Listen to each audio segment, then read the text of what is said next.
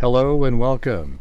This is Grant Hughes of Grant Hughes Investigates on YouTube. This channel evaluates all aspects of true crime. As you are aware, videos and live streams in this genre often discuss elements of crime that may be disturbing to some viewers. If necessary, take the precautions needed to avoid these feelings. Factual information related to cases is the key to fostering rational true crime discussions. Fortunately, you will find that here. Please hit the like button only once, share the video, and subscribe if you like my content. Thank you very much for watching.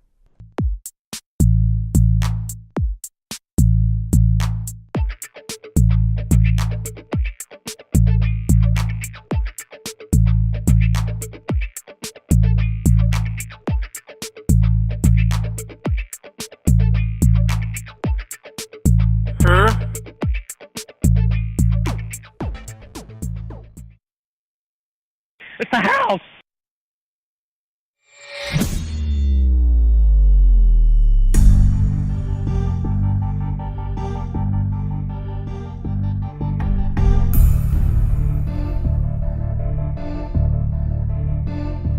Maybe you can hear me now.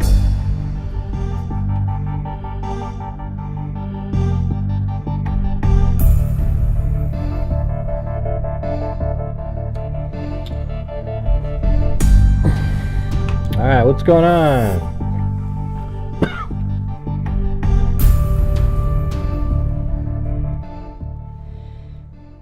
Yeah, some craziness in the Micah Miller case.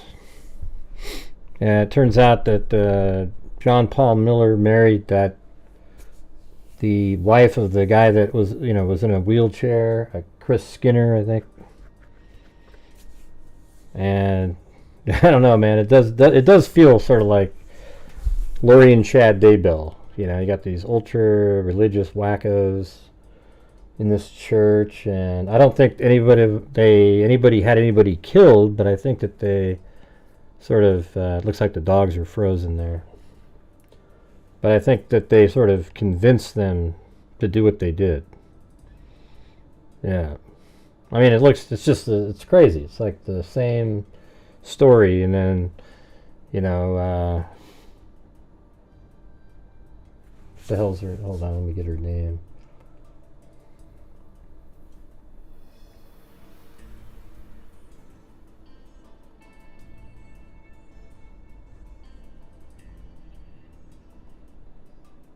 Suzie. So her name is Suzie, and she's the same one that we were looking at. Remember all those pictures we saw where they were sitting with each other, and then we just thought, well, you never really know. But they ended up getting married, and it turns out also that the husband confronted Suzie about it, like 2 weeks before he died. But he might have, there's video of him also. I just saw these things recently. Zozo sent me a bunch of the clips. Like, there's this guy out there that does these videos, and he has all these he has a video of when like law enforcement showed up at the scene where the husband rolls his scooter into the water, his wheelchair. You see him do it. So he does. Neither one of them were killed physically by somebody else. But it seems like you should be able to make a case regarding, that you convinced somebody to do something. A little bit like that one case with that idiot lady with the forehead the size of a television screen who convinced her friend to take his life over and over. She just wanted him to really bad. Just kept convincing him.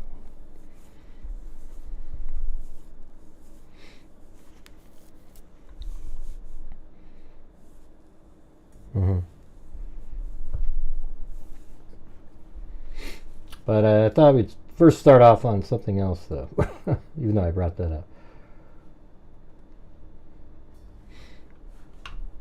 Yeah, so there's this a really sad case out of state of Washington. There was 3 young girls that were missing, and Travis Decker right here was apparently the father, and he took them on a scheduled visit, and then he killed all 3 of these kids. I mean, how disgusting is that?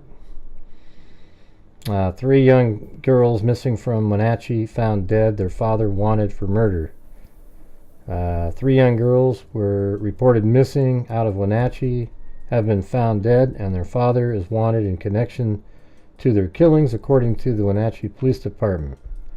On June 2nd, Chelan County deputies found Travis Decker's 2017 white GMC truck unoccupied near the Rock, a Rock Island campground near Leavenworth. A more extensive search of the area led investigators to discover the bodies of the missing girls. Their bodies were found about 100 yards away from the truck, so he led them into the woods. Jeez. Or he killed them and then moved them to the woods. And all 3 died by asphyxiation. Oh, jeez. I was wondering how he did that, according to updated probable cause documents. Responding deputies found zip ties and plastic bags spread across the area, and the tailgate of the truck appeared to have 2 bloody handprints on it.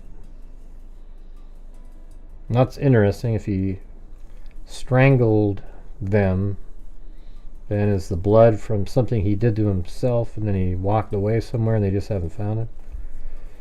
A large-scale search began immediately on Monday for Travis Decker, involving multiple local, state, and federal agencies, but at this point he has not been found. Decker is wanted by law enforcement for 3 counts of first-degree murder and kidnapping. According to the Wenatchee Police Department, Decker is a military veteran. Actually, I can show you where this area is. So they both have addresses of here, but obviously they weren't together, so I don't know where Travis was staying, but this was their house prior to them being separated. This house right here.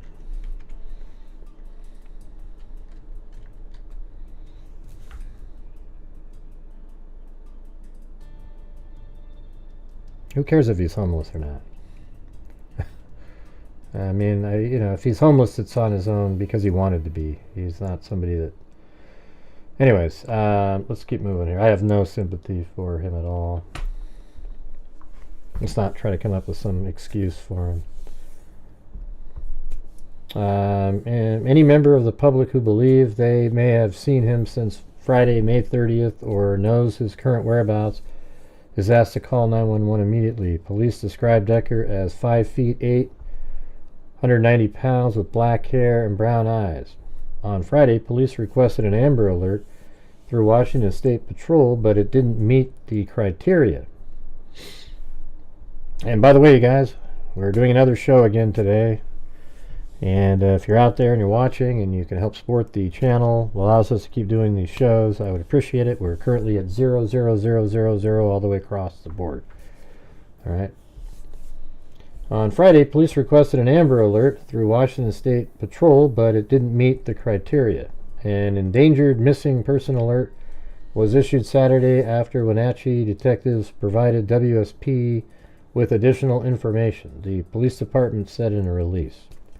Wenatchee police said Decker was believed to be living out of his truck.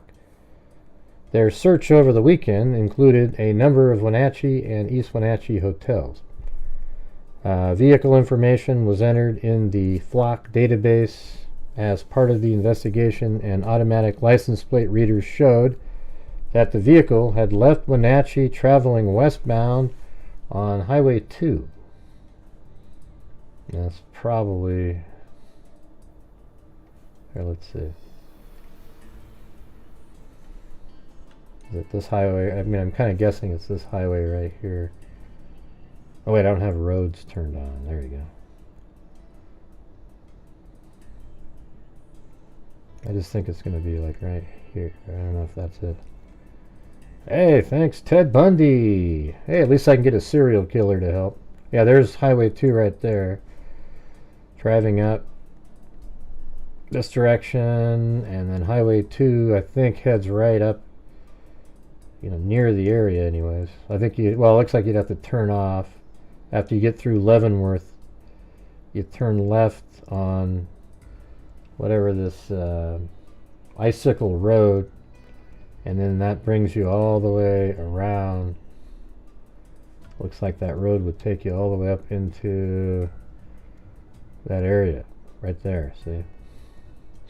Apparently his truck was found near here, Rock Island Campground.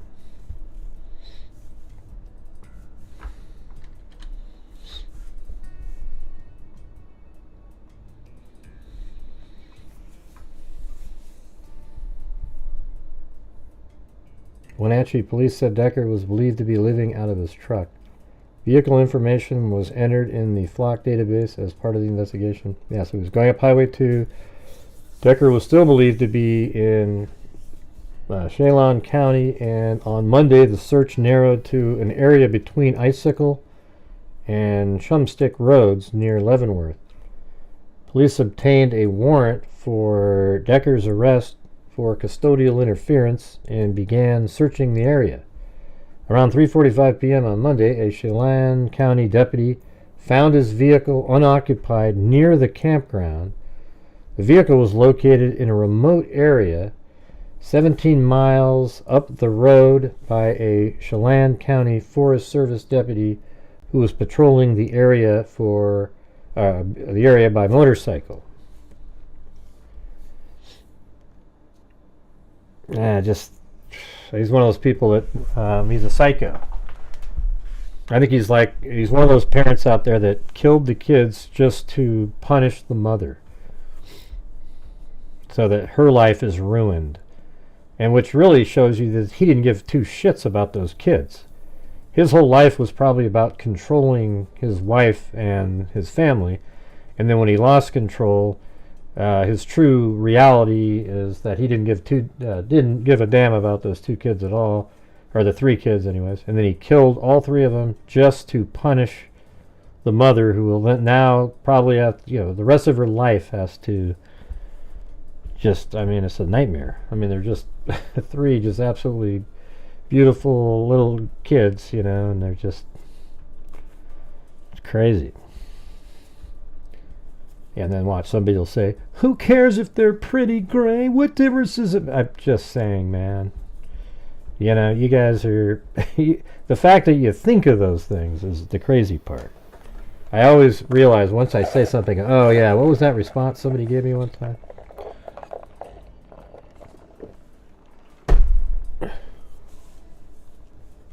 I don't know if he was on drugs.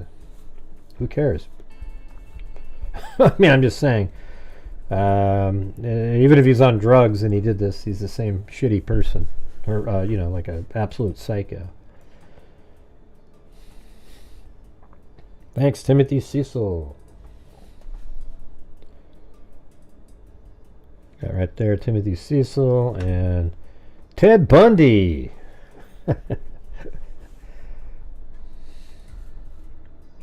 That's what I said, Jenny. I just said the same sentence that you just said. Why don't you say, yes, I agree, Gray. All right, Wenatchee resident Cole Turner. Let's see. A search of the area uncovered a nearby abandoned camp, according to probable cause document filed on Tuesday. So there's a little camp. I guess it was abandoned. The campsite included a fire pit, tent, and cooler, and was a short walk from where the truck was located. Hey, thanks, Tina Humphrey. Yeah, what a cheap creep, you mean? Or a number of agencies assisted with the case and search on Monday, including the FBI, Chelan County Sheriff's Office, Emergency Management, a Homeland Security helicopter, the East Cascade SWAT team, and WSP Crime Scene Response Team. If I was the mother, I'd make sure I was somewhere away, like protected somewhere away from where he knows what you might be. Because I could see him, wanting her to feel the pain, and then he's going to try to take her out. too, and then do something to himself. But I think it's most likely that he's probably, did something to himself out there. That's what I think.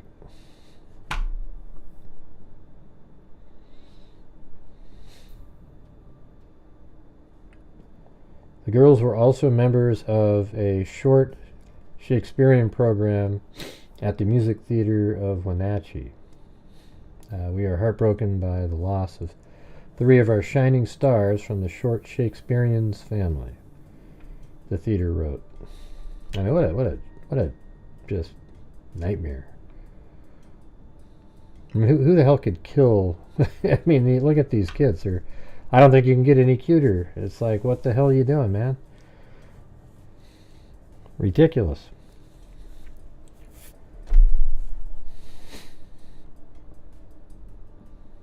I don't even know if there's street view or anything up in this area. Yeah, there's some. We can get a look of what it looks like. This is what it looks like out here. There's 360-degree still frames. So, I mean, there's a campground. You could be in one just like that.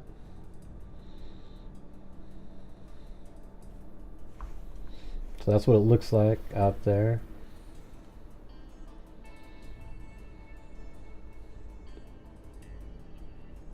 There was another one, a couple more we could take a look at. But where are those? I just saw them. Yeah, there they are.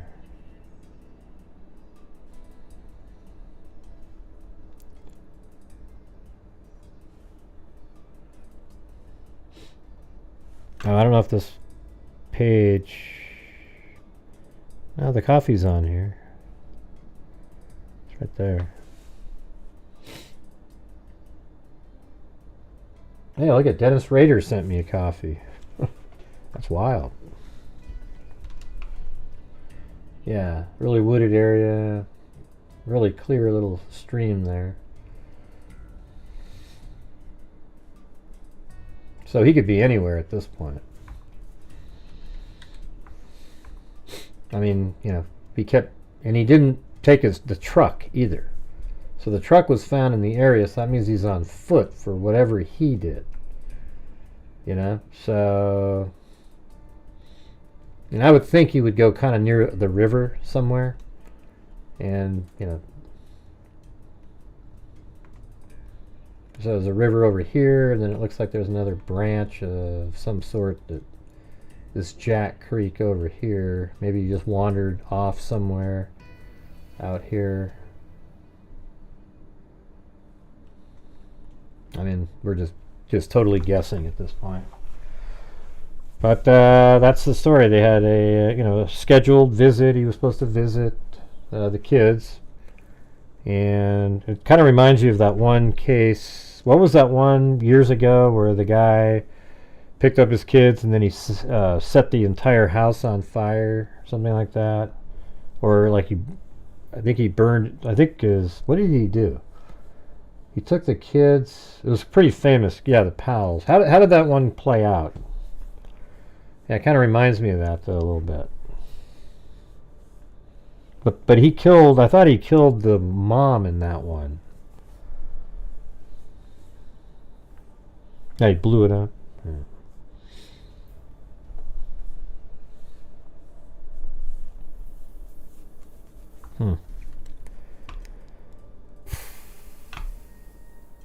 Let's see if there's another. Here's a picture of the mother and the kids. So she has to. Ah, man, what a nightmare! Jesus.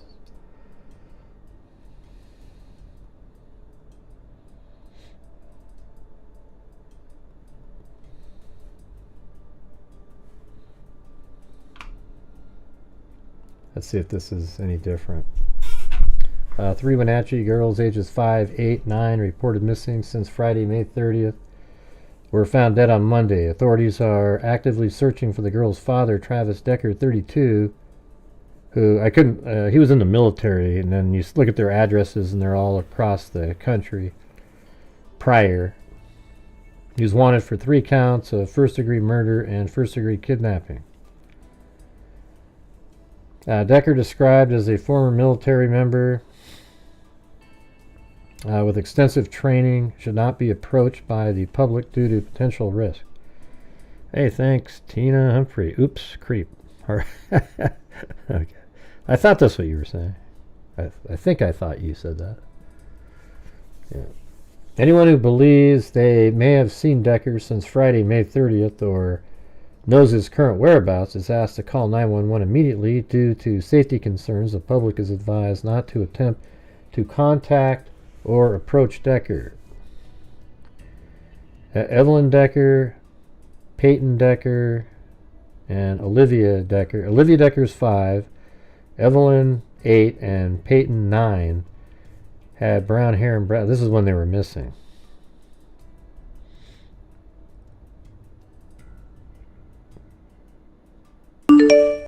Yeah, look at that. That's amazing. 222,000. I mean, that's that's almost as much as we've raised in 5 years for the charity. That's crazy. That's awesome. 222,000 for support of Whitney Decker. I mean, I don't think there's any supporting anything with something like that. I remember when my brother died, my mom was so devastated. He was 22, right? But I mean, it took her years to sort of get back to normal again. I can't imagine what it'd be like to lose 3 kids before they really even got to live or do anything much, like they're just still in grade school and kindergarten, that kind of thing. And I don't really know how you get through it. I mean, geez, what do you do on it? It just doesn't even seem possible. I mean, I guess you just sort of wake up. I mean, I remember what it's like myself, just losing the brother. Like you just sort of wake up every day and it's sort of like, is this real? And then you just sit there in a haze for a long time. This weird sort of depression haze that just sort of doesn't seem to ever go away. It's pretty wild. But rest assured, at some point, somewhere in the future, it goes away. But what does she do, though? Man. It's not like she has this loving family and a husband who she could start another family with. If, let's say these kids had died in a car accident or something, and she was still married to that person, and it's nobody's fault, and she could. It's like she's in just a horrendous place. Obviously, the relationship with her husband disappeared, and then the husband takes the kids, kills them, and now she's all by herself with nothing. Jeez.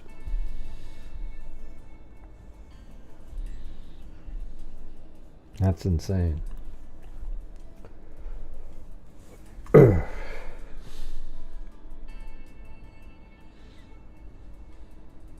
they just look all so happy with their mom. Like those are real smiles there. Those aren't the goofy fake ones that you know.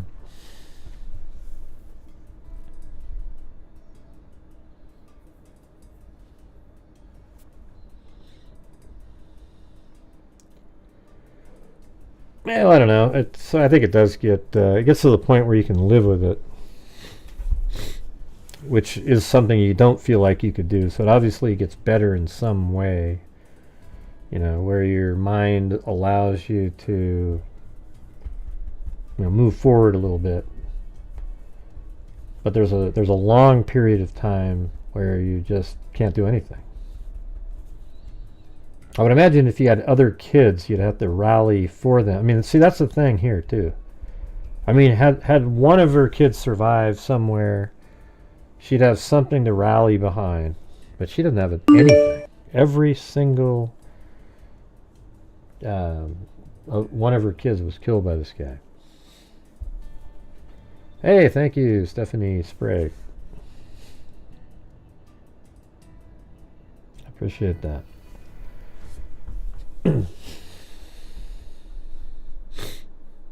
Yeah, we just talked about that, Sandy, about 2 minutes ago.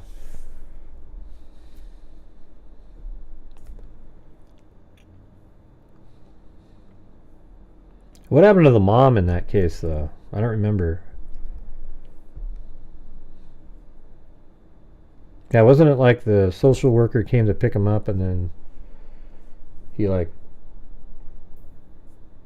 pushed her out or something? I don't remember all the details, but we just talked about it.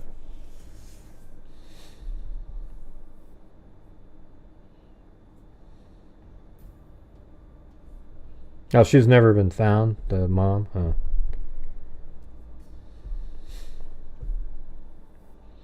So somebody else, like his father, did something to the mom, right?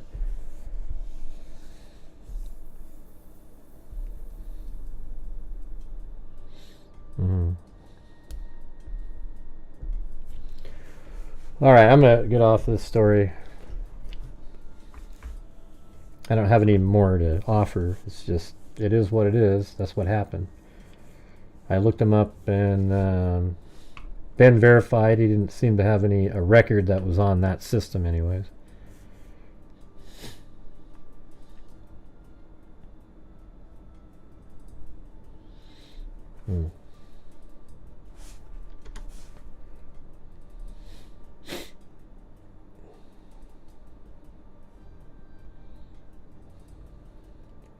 Heaven's Gate. David Koresh. This must be Ted Bundy again.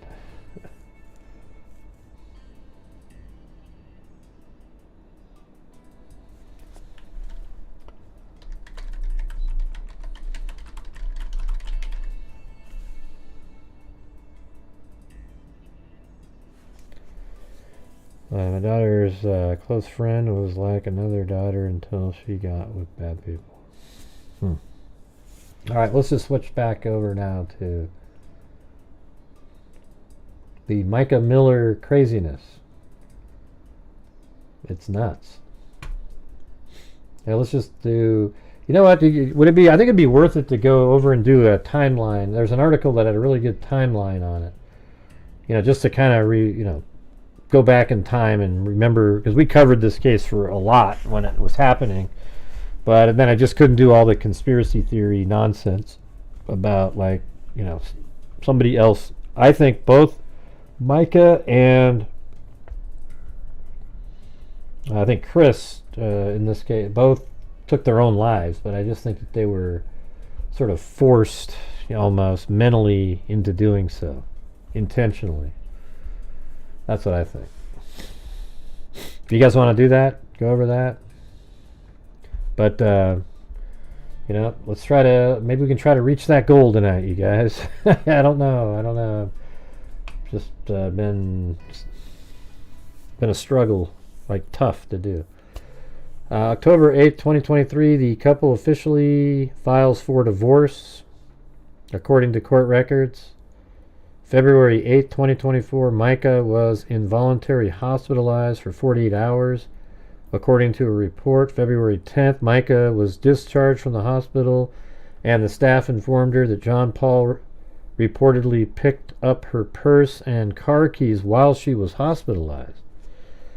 A police report said she returned to the Walmart neighborhood market parking lot where she left her car and it was gone. Micah reports on February 21st to police that she believes John Paul fraudulently initiated her involuntary hospitalization and stole her car. That's hard to say. Stole her car while she was receiving treatment. Micah told the officer she has known her husband since she was 10 years old and that he groomed her while she worked for him at Solid Rock Church until they were married in 2018. I mean, this John Paul guy is just a pile of crap, as a person. When the officer reached out to John Paul, Micah's estranged husband said she suffers from episodes, on an annual basis around Christmas time. He alleged Micah spends large amounts of money when she stops taking her prescriptions. Since the car was considered marital property and the two were still legally married, no charges were filed.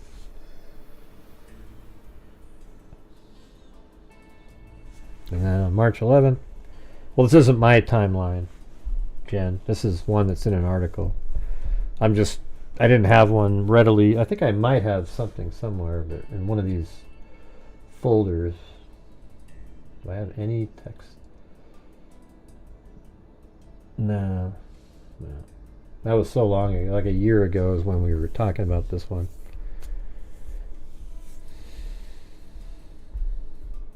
Okay, we have 0 channel memberships tonight, you guys. See if we can get some of the people some memberships who don't have them. Let's see. That same day, Micah reported that someone... on March 11th, Horry County Police Department reports that Micah called the police after finding her tires slashed with a piece of metal. It was later identified as a tire deflation device available for purchase online. She named a potential suspect, but investigators said there wasn't enough evidence to prove the man was involved, and that's J.P.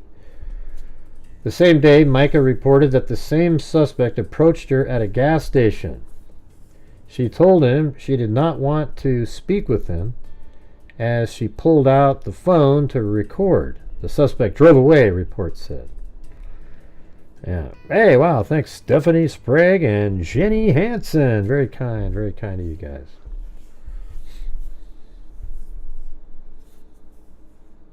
Got 10 new memberships right there. Very cool. The man later showed up at the East Coast Honda dealership where she was getting her car fixed. Mechanics at the dealership told Micah a tracking device was found on her car, according to police reports. Micah reported she was trying to get a restraining order at a local magistrate's office because she was afraid for her life. The officer requested to meet her to get the GPS device, to which Miller agreed. While out front of the magistrate office with Miller, an officer saw a white Honda Accord slowly drive by, and Miller said it was the suspect in her car driving by. That's J.P. The vehicle then sped up and drove away, the report concluded. A magistrate's summons is issued for both Micah and J.P. Miller to appear for a bench trial on March 26, 2024, regarding a civil case, Micah Miller versus John P. Miller, in which Micah seeks a restraining order. And on March 13th, someone at Solid Rock Church filed a police report alleging an offender who MPBD said was Micah transferred donation funds from the church's Zelle, I guess, I don't know, and Cash App accounts to her personal bank account. The donations were meant for the church's 501c3 called Dare to Care mission. Its goal was to collect money for a mission in Jabrok, Kenya. So they're saying someone at Solid Rock Church filed a police report alleging, I bet you she never stole anything. They allege that she stole money with the Cash App, etc. The person who filed the report said almost $1,200 was transferred to the personal account of Micah Miller. The report ends with an investigation will follow, but it's not clear if the investigation was complete. Police later said there was insufficient evidence to pursue charges.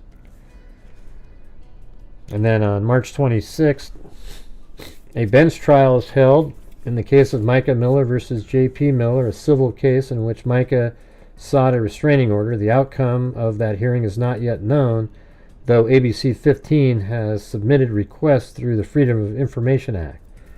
April 26th, this is, I think it was of 2024 back then. The day before and of her death, deputies confirmed John Paul and his alleged romantic partner were not in North Carolina. Well, his romantic partner is this, the hell's her name? Suzie heck is that? Let's see, Suzie Skinner. So that's his partner. So he's not even around, and he's with her. And it's just so weird, man.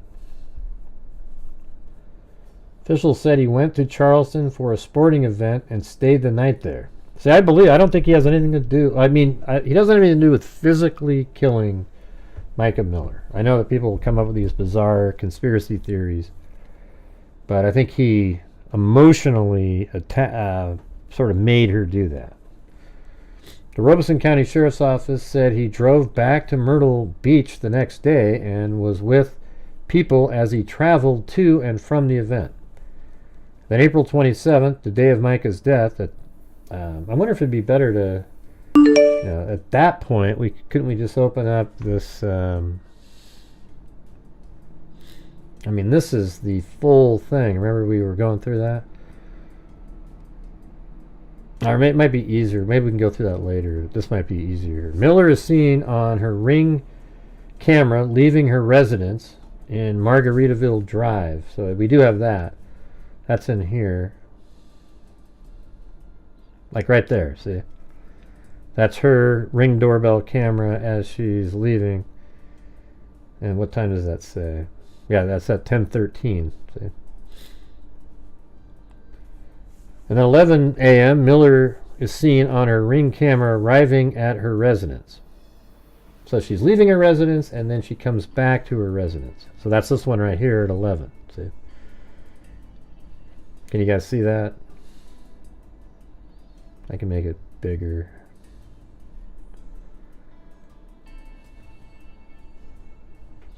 And then 11:38, Miller is seen on a Ring camera leaving her residence again. So I guess there must be another one. Right there it is.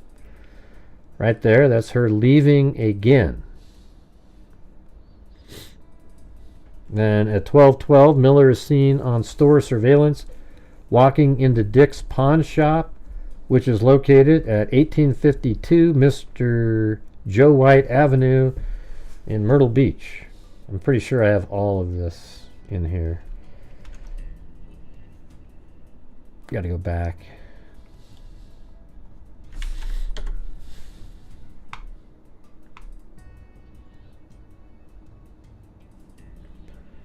Yeah, right there. I've already got a pin there. That's the Dick's Sporting Good that she walks into. And there's actually surveillance footage of her going in there. And, she gets the gun, She gets I mean, there's no doubt about it at all.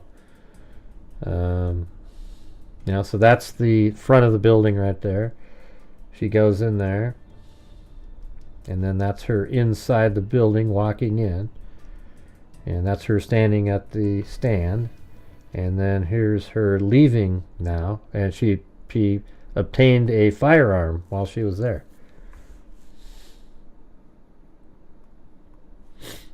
Miller's seen buying a weapon right there. Miller's seen leaving Dick's pawn shop after purchasing a weapon and ammunition. At 1:06 p.m., Miller's black Honda Accord is seen traveling on Highway 501 near 4 Mile Road in Conway. At 1:27, Miller's black Honda Accord is seen arriving at 41 Grocery and Grill, which is located on Highway 41 in Mullins. At 1:35 p.m., Miller is seen leaving the store after buying a drink and gas. At 2:54 p.m., a 911 call was made. All right, so I have that. Right here, listen.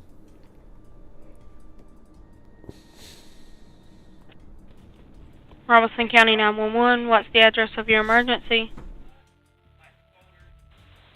Hi, are you able to trace the location of my phone? Let me see. You don't know where you're at? In National Park. What's the phone number you're calling me from? 843-655-5242.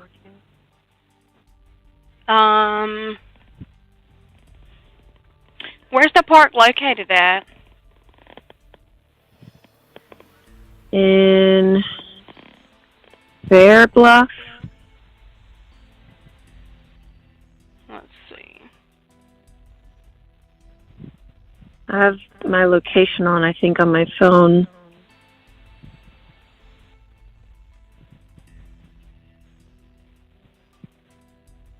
Find my phone is on. Just I always thought it was weird how it just sounds so normal until she says what she's going to do. did my show my location. Okay, I'm showing, hold on one second.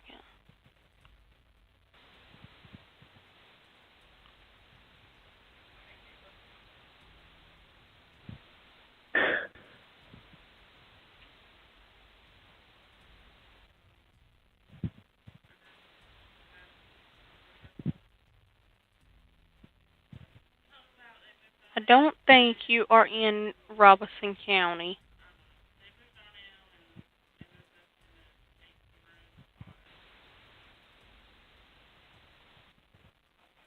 Are you at the Lumber River State Park? Yeah, that's where I am. Okay. Tell me what's happened.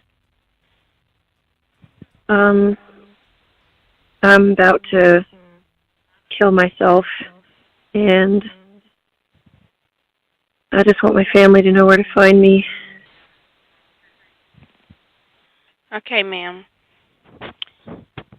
Just listen to what I'm saying, okay? Let me make sure I got the exact location where you're at, okay? Just 1 minute.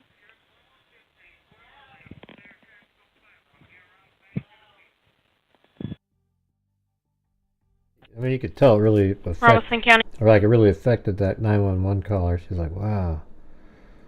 You know. I don't know if this is the same. Feels like there was more after that. Maybe there wasn't, though. No. Yep, and then apparently right after that, she went off and did exactly that. Yeah, you know, it's interesting up here where it says, let me make it smaller, it's hard to make out. Yeah, right here. See, this shows you exactly where she was found. And if you put it in here, it takes you right there. And I've already got a pin there, so I can remove that one. That's the one. So apparently right in here, and, you know, she was found in the water, and I was kind of looking at it going, But if you go back in different times, you can see that there is water back there. Like, well, right there, there's water. See? So there's water coming in, and then she was, you know, sort of found in that area. So that's probably where the person was standing when they took the GPS coordinates. That's probably not exactly where she was in the water.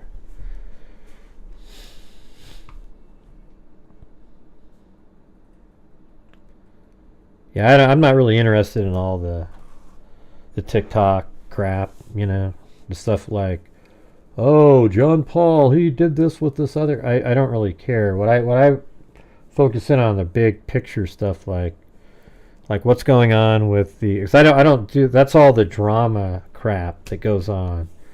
What's important is now it just seems interesting that you have two different spouses. That's why it's kind of like Lori and Chad Daybell, where you have two different spouses, and both spouses are, you know, took their own lives, and it seems like it just feels convenient. Well, the weird part is they did take their own lives. There's no doubt about it. All right, but you know, what led to them doing that? You know, what were the circumstances, and how did they sort of usher it along? I mean, it seems like the wife of Chris was selling him on the idea, oh, you'll have legs and everything in heaven, you'll be able to run around. oh, it's going to be fantastic, etc. And then maybe he decided he would do it that one day.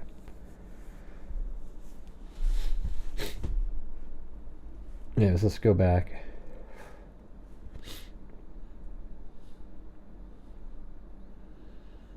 An individual contacted Robeson County 911 and said he had located a body in the water.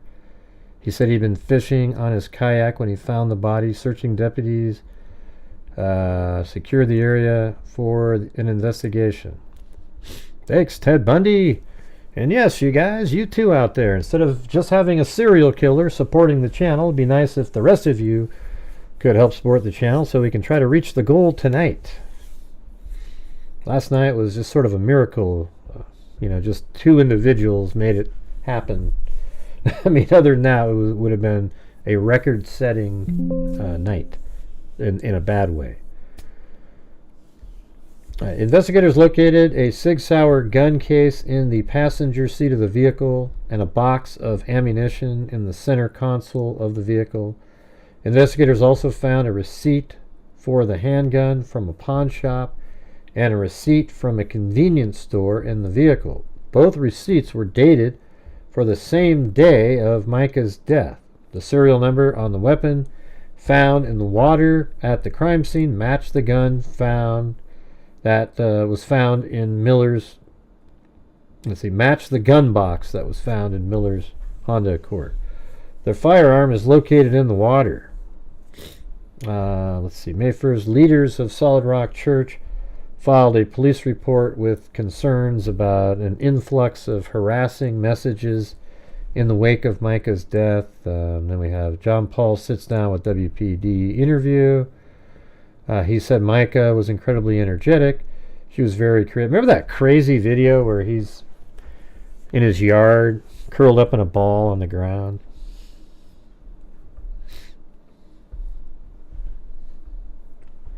And he's just like, what a joker. What a total doofus.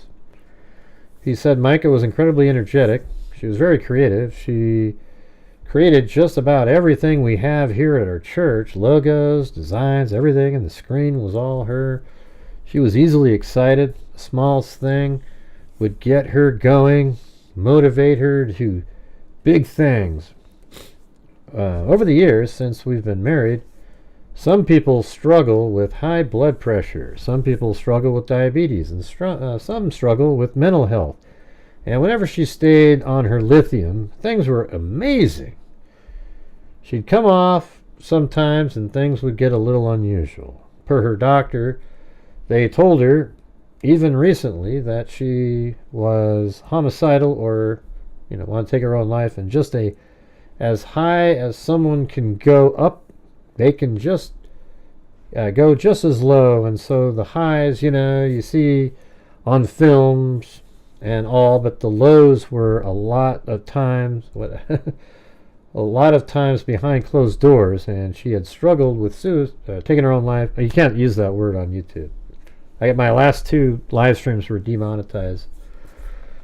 Crazy. She even gave a few testimonies here at church.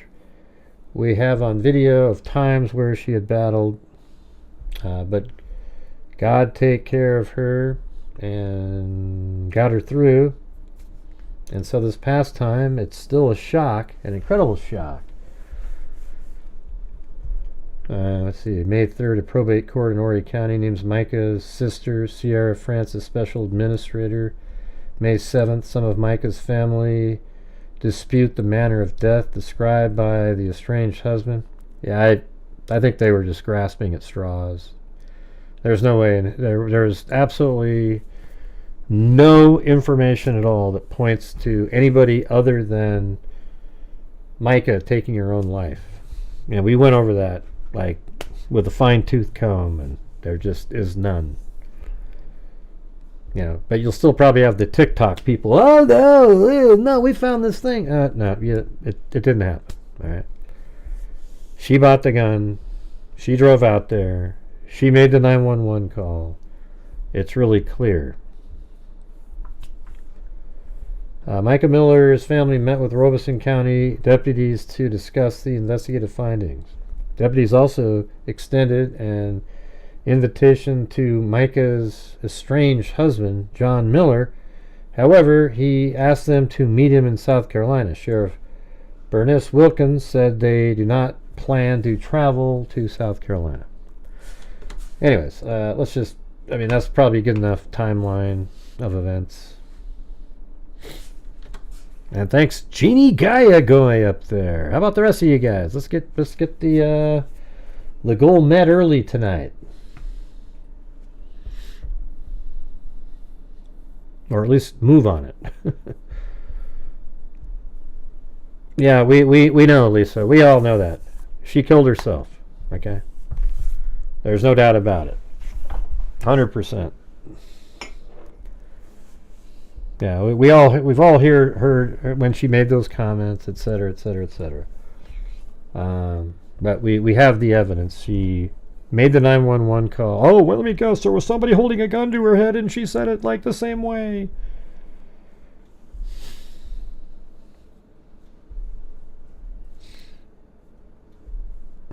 Yeah. Right. Yeah, that's where I just sort of part ways when people come up with these crazy conspiracy theories.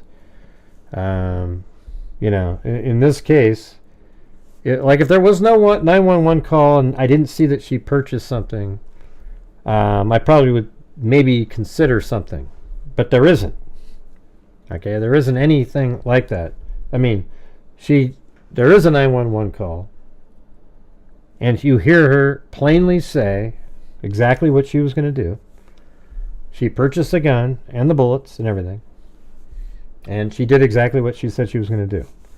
There's no indication that there was anybody else or anything.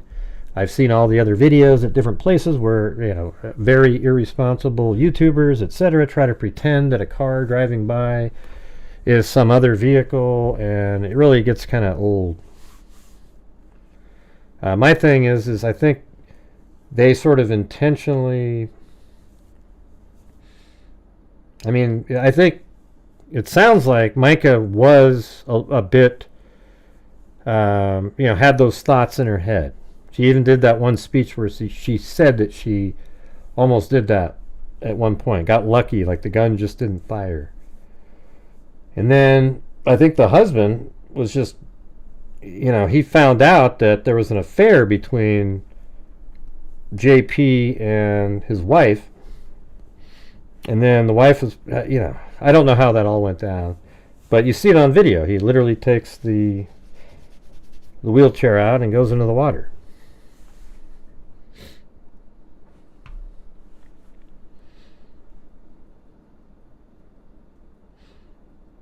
Yeah, they should investigate that. I don't know what they're going to find unless he was on remote control. You know, it's going to be a really weird. I mean, I think they should investigate. I think they need to investigate it because I think she got an insurance payout based on it being an accident, and it's not. Like, he intentionally did that, and they probably want to look into why he would have done that. And then hopefully they can get that money back. She doesn't deserve a nickel.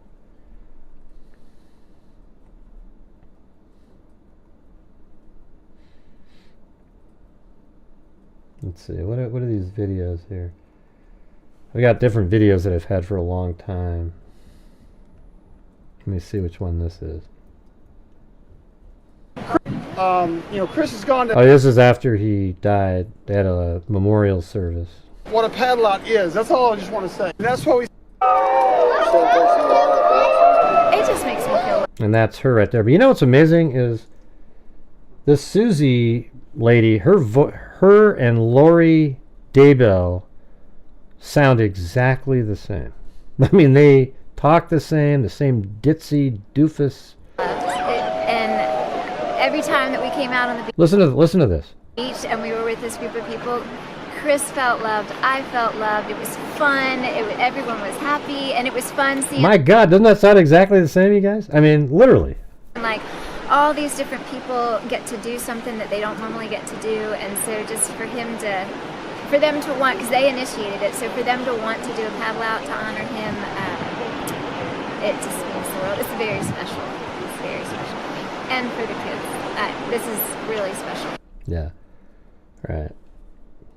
And then I remember there was this other video from a long time ago that we had where he got like a wheelchair. You know, he was kind of depressed because he could never go down to the beach with his kids. 750 yards away That's him right there. when the vehicle flipped and was thrown out. I made a choice not to put a seatbelt on. You know, I tried to get up, just like we all think we're going to do every day, you know, put our feet on the ground and get up. And I tried to move, I just couldn't move at all. Then I heard this noise and I look over and I saw my friend getting out on his hands and knees. And I was in a ditch, you know. Yeah, his friend tried to help him out. But anyways, this guy purchased him this guy right here got him a wheelchair with, like he can go on the beach. Waterside and feel Awesome. Thanks. Clemson head coach Dabo Sweeney, who FaceTimed Judd during that day and made Judd's day. Hey, I appreciate y'all support Marty. Awesome. Thanks. This is so cool. To help Chris to give a friend, he just got here to Myrtle Beach. Yeah, I remember watching this. I can't remember what part it is, but you know, having her like help him get out of the car Park. Come on. must have been sort of I cannot wait to depressing. see how excited he is. Oh, that's his normal wheelchair, I guess. What the? What the? Hey, buddy. Marty? How you doing? I love you, buddy. Good to see you. Like, gosh, what are you doing, man? You've inspired me for so long, and you've inspired so many other people for so long. And down here, we're gonna go down right over here near the family with Lainey and my children. Yeah. Your face. Do that now. Look at You're her gonna- pretending she gives a shit. Be able to come out to these adaptive services. That's yours. No way, man. Yes. Normally I have to sit on the pier, kind of have a good time. Yeah, so he's able to get out with this cool It's pretty cool. wheelchair out on the beach. It's unreal. The biggest thing for me is I just love being out here with my kids. So that was pretty cool. And then where's this one here? Yeah, this is John Paul Miller's after a really bizarre moment in his little church. You know, when he gets up there, it's just so stupid. Listen to this. We're not going to do an altar call today. Instead, I'm going to have you stand up and I'm going to make an announcement. And after the announcement, I'm going to ask that you leave church quietly and don't talk about the announcement here in the building, please, if you can. So y'all can stand to your feet. Before I make the announcement, I also want to say that my request to you is that you will continue to come to church and serve and give for the next. Yeah. Keep coming to the church, even if I'm not here doing my shows. I need you guys to put money in the hat. It's just wild, man.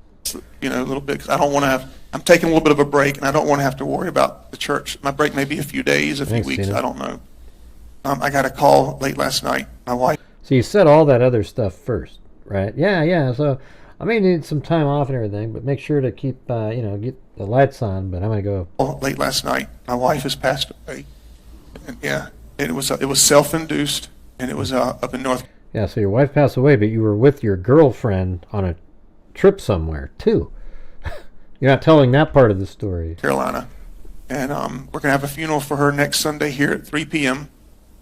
And so Thanks, Tina. It's all I can. Yeah, I'm just kind of going on adrenaline right now. So y'all pray for me and my kids and everybody. And she wasn't. Y'all knew that she wasn't well mentally, and that she needed her medicine that was hard to get to her. And so I'm sure there'll be more details to come. But just keep our family in your prayers. And I'm going to let Pastor Randall. Right. Yeah. I don't want you guys to talk about it at all because I don't want you to start rumors or anything like that. But just Bishop, he can pray. I'll get him a microphone. He'll pray out. And if you have anything you want to share as well, I appreciate it. Well, there was that one, and then there was like the memorial service.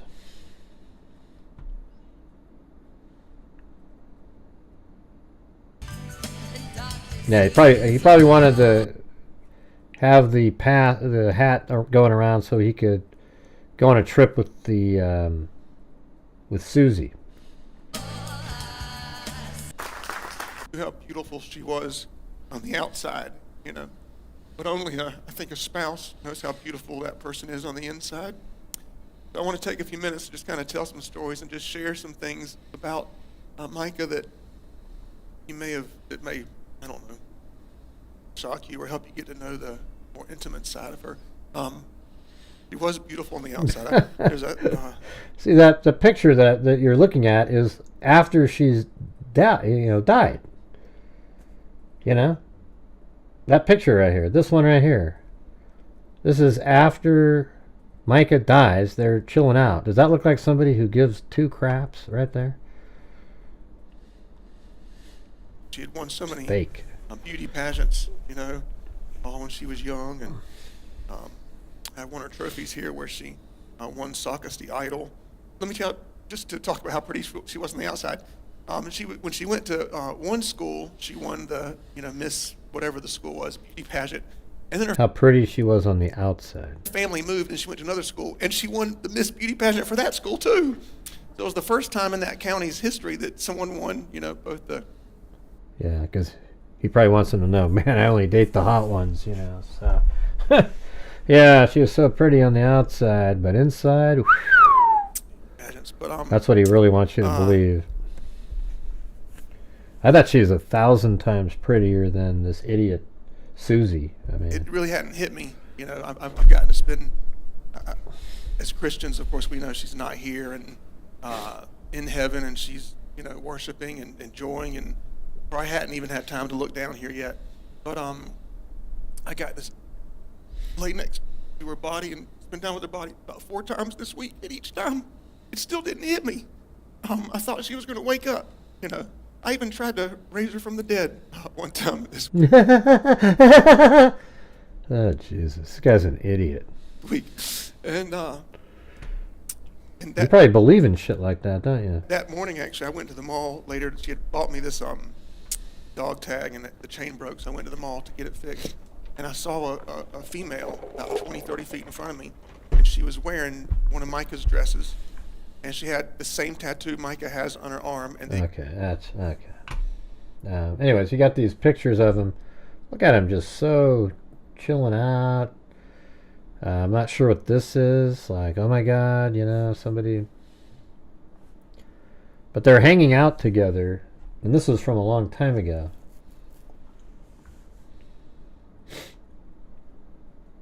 Let's see. Oh yeah, and here's just her in general. Listen to this.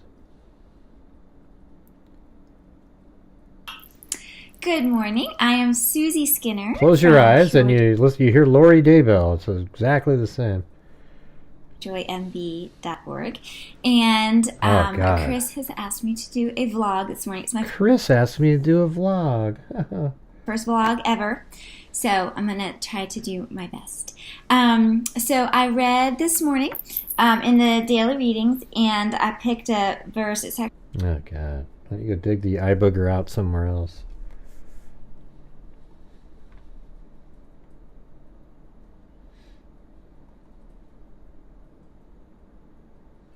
I got this, there's new stuff from the day. I'm trying to figure out where I put it.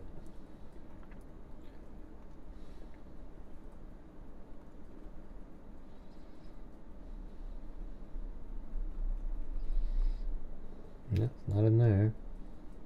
Not in there.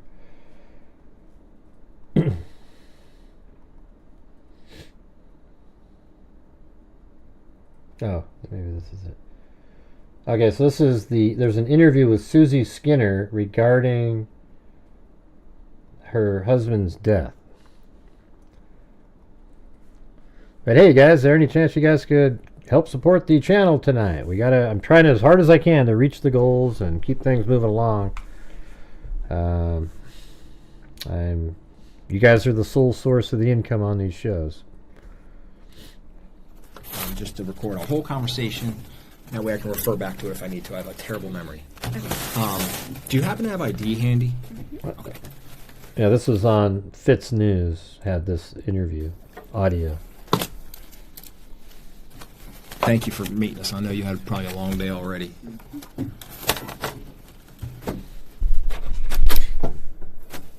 Yes, sir.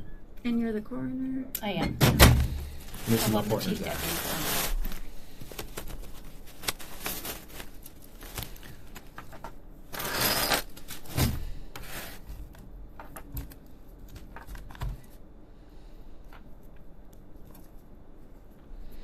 Yeah, let me put it in here. I think I need to make it louder.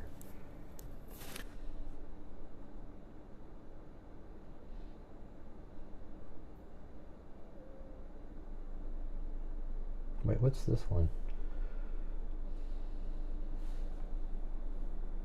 Don't know the actual address, but it's on the corner of... Oh yeah, this is the 911 call in the Skinner death. But before we do that, let's take a look at this. Hold on. So look, there, let me put this in here.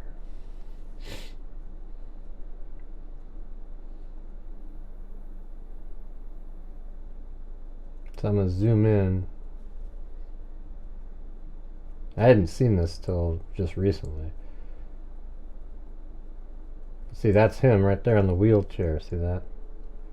And there's even a dog there. I don't know if that's his dog or what the deal is there.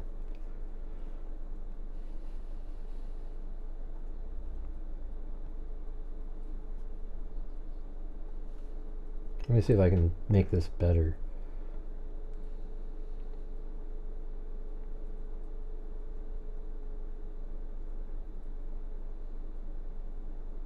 Yeah, maybe like that, I don't know.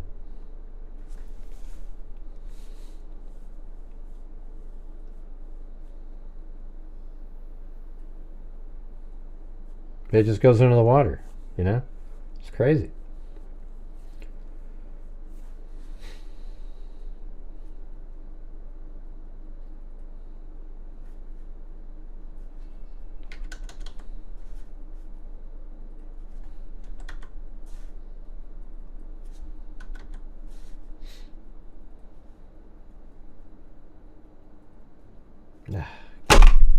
God damn it.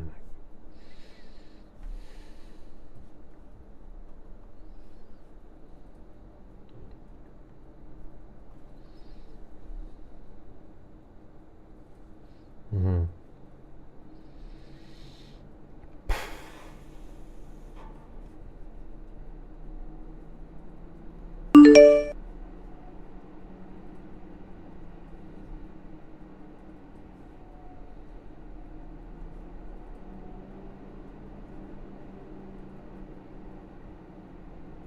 Yeah, so that's the dark circles in the water there.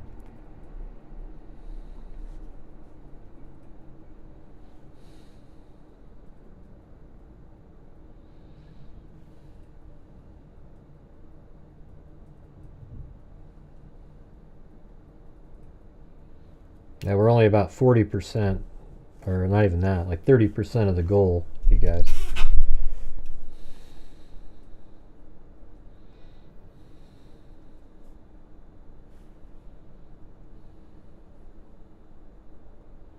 Hey, thanks Sandy Shirley for the coffee. Yeah, so I mean over time these people show up and they see, but he was in there for a long time before anybody showed up. So let's see, when he goes into the water, it's like 6:56-ish. Yeah, 6:56, and then 7:02. There's nothing. There's a dog right here walking around. That same dog.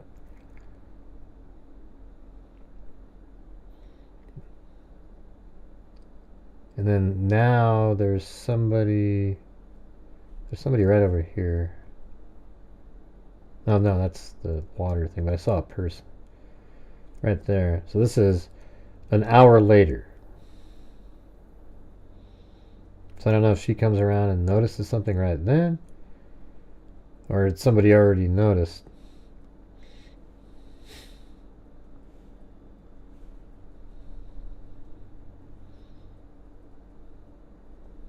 Oh, I guess he's floated across over here.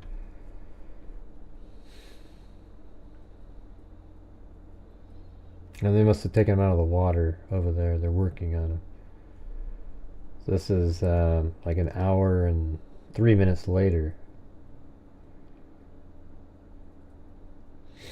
I wonder how he got through the gate and everything. You know? I mean, I'd like to see the full, like, how did he get in to the facility?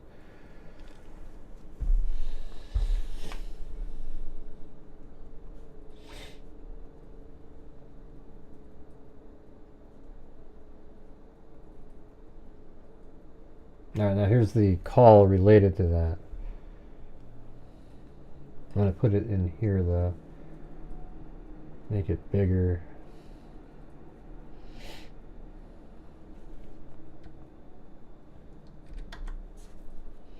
Parkway and Wellington Way in Emmonsburg, Yorkshire and Wellington? Yes, ma'am. It's our pool.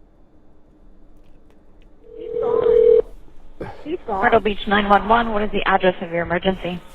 I don't know the actual address, but it's on the corner of Yorkshire Parkway and Wellington Way in Emmonsburg. Yorkshire and Wellington? Yes, ma'am. It's our pool. It's Emmons Preserve Pool in the Emmons Preserve Community and Market Common.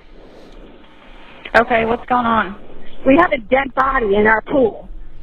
You have a dead body in your pool? Yes, ma'am. They tell me it's a male. His name. He was disabled. His wheelchair and all is in the pool. Okay. All right. I'm gonna. Hold on.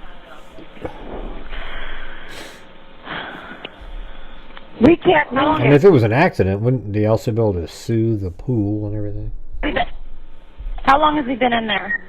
I don't know, but he's been in there some time because when I first got here at 8 o'clock, I thought it was an air tube that was, deflated. I didn't go over and look. I'm sorry? Okay, ma'am. Just stay on the line with me. I'm just talking to my fire dispatch here. Okay. I don't even know his wife's phone number. Okay. So there's...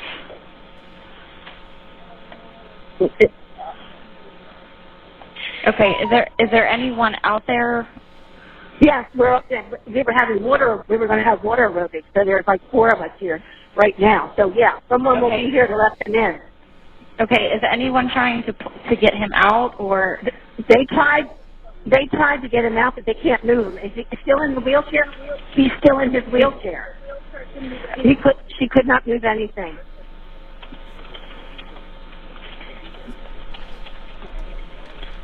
Okay, stay on the line, just updating them now. Okay, we've got paramedics on the way.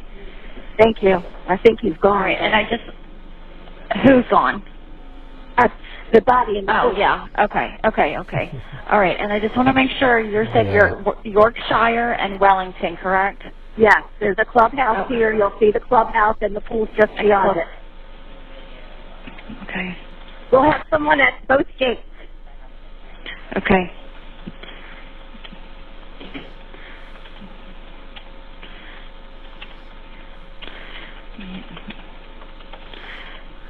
Okay. What's your last name for me, ma'am?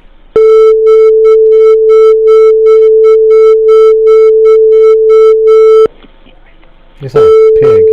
Phone number.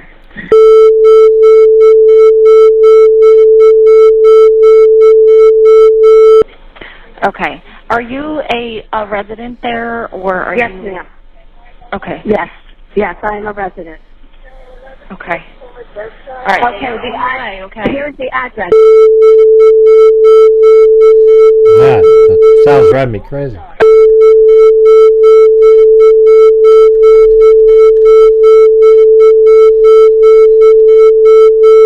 All right, here we go. Let me just update them because they're on the way. I'm sorry. That's okay. They'll still be able to get here. It's on the corner of Yorkshire and Wellington Way anyway, so. All right, 1 minute.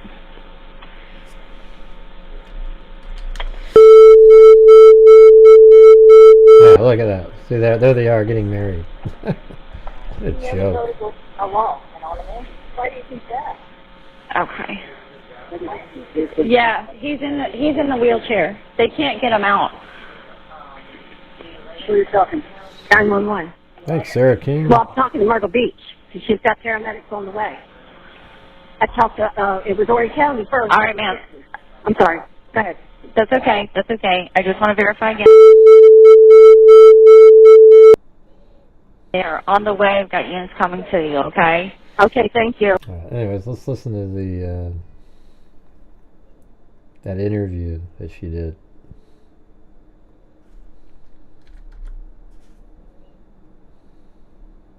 Thank you for meeting us. I know you had probably a long day already. This is Suzie and investigators. Yes, sir. And you're the coroner? I am. This is my partner, Zach.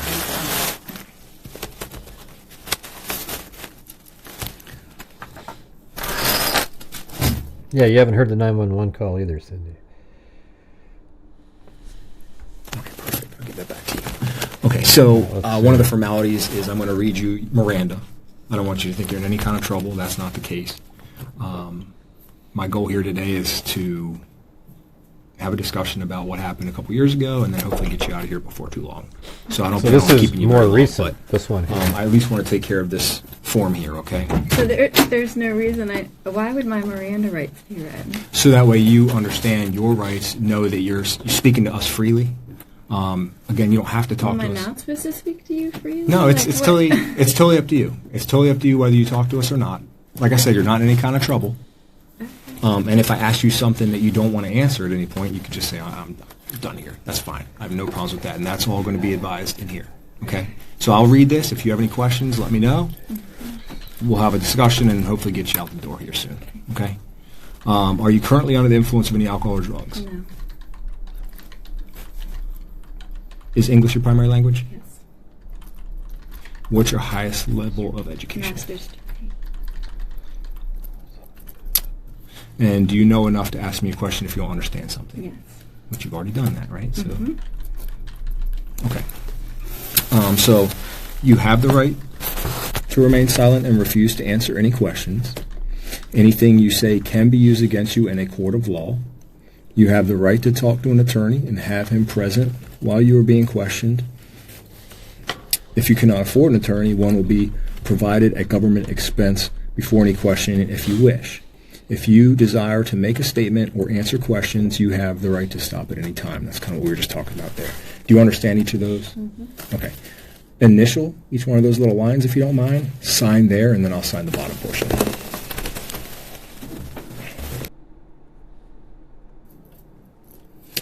Okay, so I know I had kind of spoke to you briefly on the phone about it. I know this all seems pretty like old news at this point. This is several years ago that this happened, right? So ultimately what happened, family contacted the coroner's office. They're not very happy with the outcome of the investigation, which is kind of what I was telling you on the phone. They are under the impression intentionally, not accidentally. Oh, yes, it's 2023. No, I guess February 5th, 2025. But he died in, I thought it was 2021, I thought. Okay. So the coroner's office reached out to us and said, is there any way we can get some clarification on some of this investigation? We would like to speak to several people. Great, no problem. So that's where I come in. Myrtle Beach Police said, okay, great, we'll do some more interviews, and we'll see if there's any additional evidence that might be able to help them as the coroner's office determine the cause of death. Mm-hmm. Okay? None of this is to try and get you jammed up. It's just for clarification purposes. Okay? Anything you want to add to that? Okay. So maybe 2 weeks ago, 3 weeks ago, I'm losing track of time, we went down a list of people that have reached out his mental health, his physical health, his personality, their relationships, the whole 9 yards. We did a whole bunch of interviews, probably with a lot of people that you know or have talked to at some point. In doing all of that, there was a lot of, I will say a lot, it was all pretty much the same direction. himself. It wasn't so much speculation. It was, we know he did. Going through the initial investigation, when you were interviewed by Detective Salud years ago, right? That was never alluded to.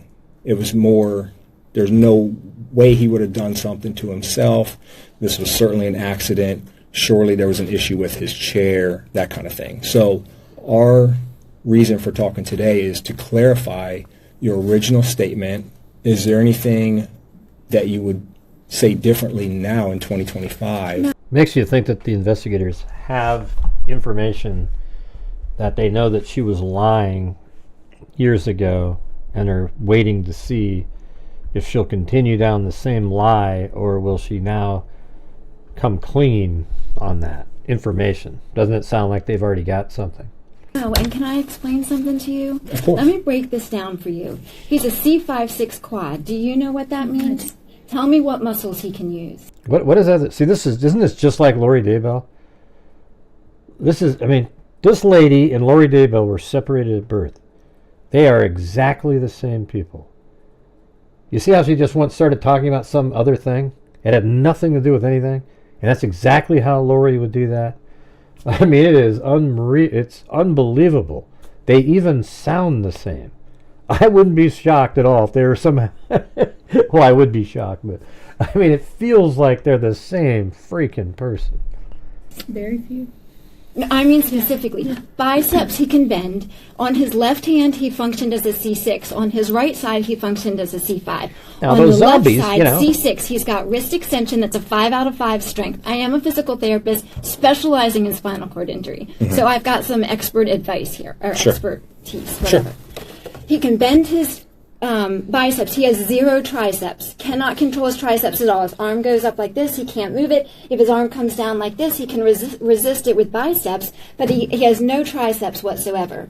He has absolutely 0 sensation in his hand. None whatsoever.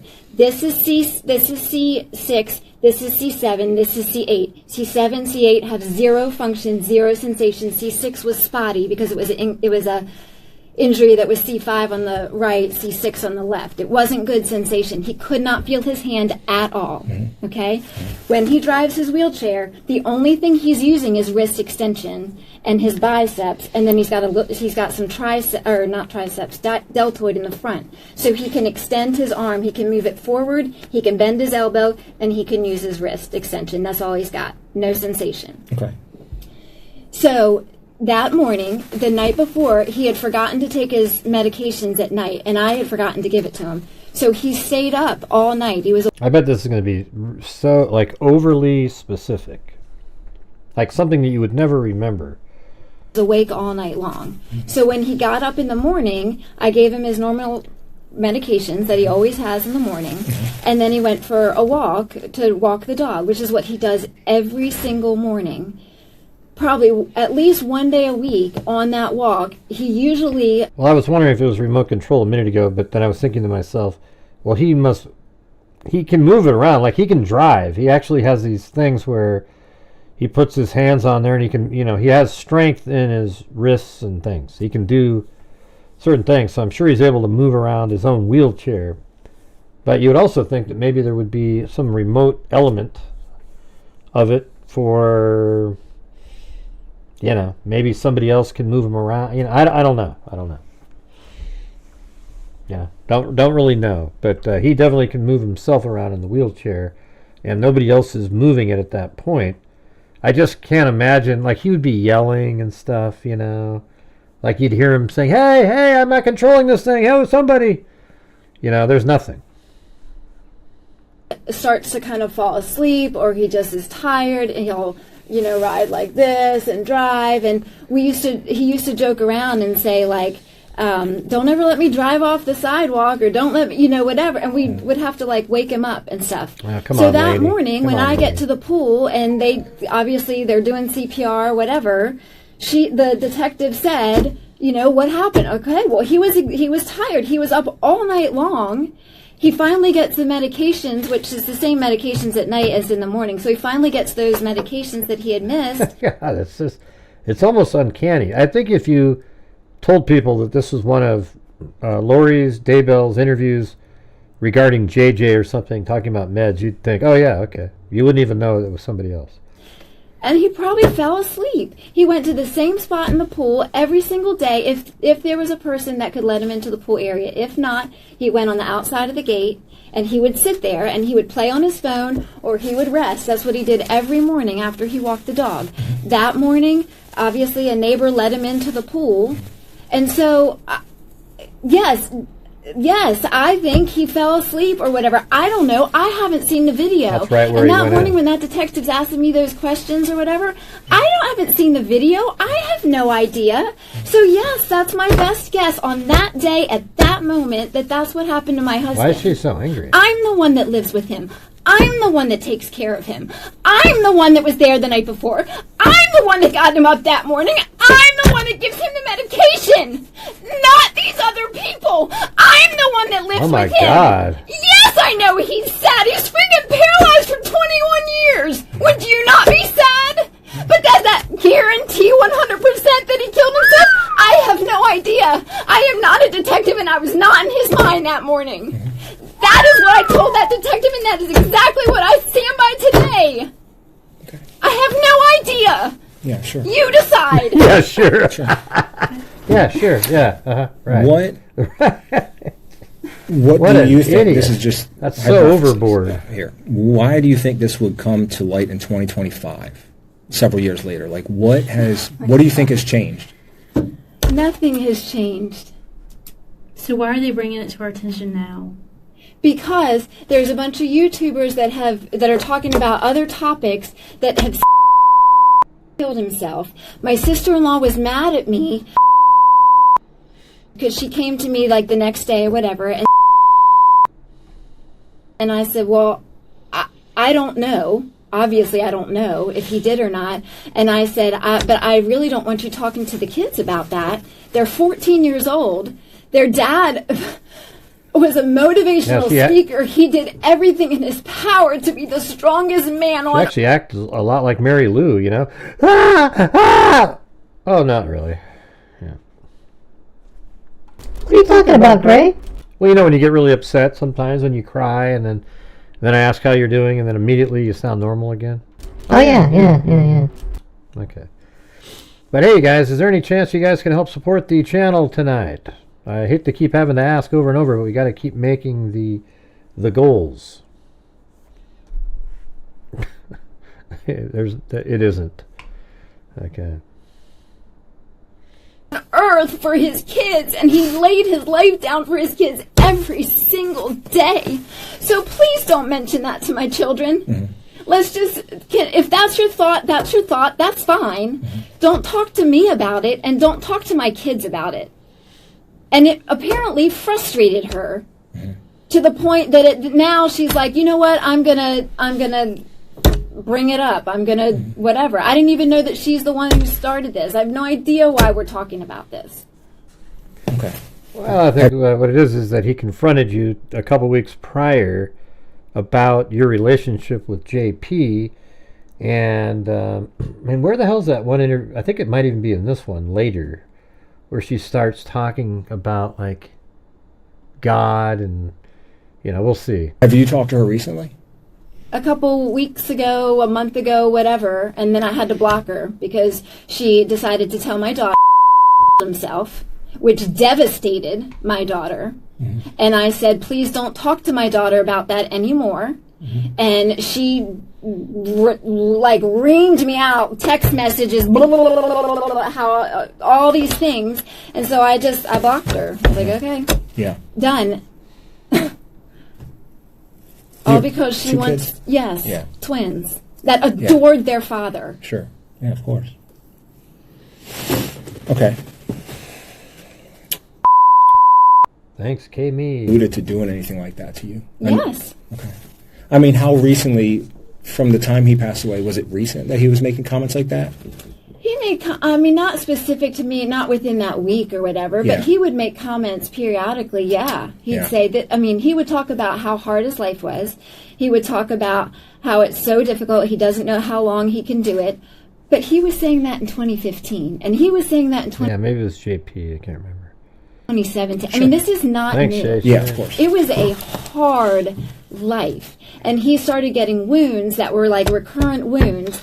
Probably started right, because you weren't taking care of him the way you should have. 2018, somewhere in there. And when he would get a wound, he had to be in the bed on his side, which was extremely painful, and for weeks at a time, and it was miserable. And so when he would have wounds and stuff, that's when he would be like, I don't know how much longer I can do this. This is awful, you know. And he would even say things like, "There's nothing I can't even kill myself." Like, how ridiculous is that? I'm so paralyzed and so handicapped that I can't even if I wanted to, I couldn't do it. So yeah, he'd make it off and on. Yeah. But did he do it that day? I don't know. Yeah, sure. Yeah. You weren't with him. No. Yeah. And he didn't say it the day before to me. He didn't say anything to me the day before. The day before, he spent the day, he taught my daughter how to serve a volleyball because she was joining the volleyball team. Watched football. I mean, it was a normal day. Did he ever allude to how he would kill himself? He talked about the only thing he could do is drive into the pool. Yeah. Which he's probably right. I can't think of any other physical way that he could do it. Yeah, right. I mean, he would have to have somebody help him. Yeah. So yeah, he's right. That's the only way he could do it. Did he ever have conversations like that with your kids at all? About No, definitely not my daughter, and I don't think my son. I know with my son, he said that he that it was a really hard life and that kind of thing. I don't know that he said anything like in detail. Yeah. I don't know.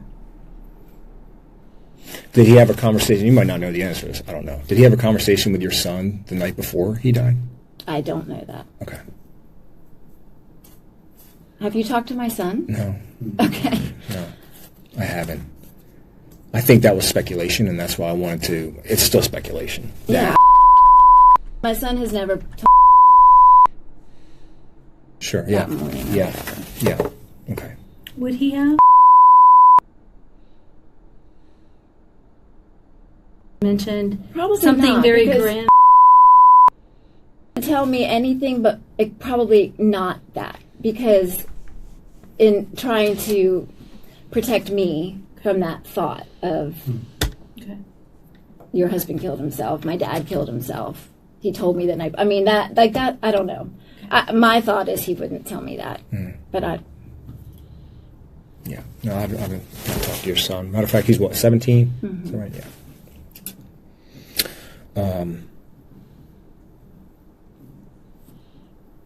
And another, this again speculation. Was there any sign of a suicide note? No. How leave a note if he wanted to? He would have to do it on the computer. On the computer. Or on his phone. Okay. Most likely it'd be his phone, because he got to the point where if he to type on the computer, he had to like lean to the right, and he could type just to keep his balance. And when he would do that, he would get a wound on that right side. Yeah. So he started to do like 90% of anything on the phone. Gotcha. Like talk to text or like. Talk to text, or he would type it, like he would hold, because he would like get it like this, and then he would just type with this. Gotcha. Okay. Is there anything else that you wanted to get clarified? I don't think so. Let me look back at questions. Any questions that you had sitting here? I'm sorry for yelling. I just think it's. No, it's. I think it's so sad for my husband. Yeah. I think it's so sad. It's sad for the whole family. It really is. It's sad for the whole family. And I hate to reopen these wounds, but unfortunately, this is one of those investigations. I knew there was going to be some tough conversations, and it has been. It's been some tough conversations. You ever had text messages with any of his family about committing suicide? Probably. So mad. I can't tell you the fury that goes into mom to know that an aunt, without asking me, knowing that I specifically said, look, we don't know if that happened or not, but please don't tell his children. Like, what's your goal? Is your goal to make my daughter think poorly of your brother? Is your goal to rip her heart out? Is your goal to make her feel that her dad abandoned her? Because you know what? That's exactly what you accomplished. So, well done. But that was just well recently. done. Yes, it was. I don't know, a month ago. I don't know. Back when the incident occurred. Oh no. Any text messages that you would have had with No. anybody? No. Okay. So it wasn't a conversation that you had with any family members or any of his friends or anybody like that. Okay. I mean, no. Like, I had other friends ask me, his friends ask me, and say, like, do you think he did it? And I don't know. I don't know. I know that he was exhausted.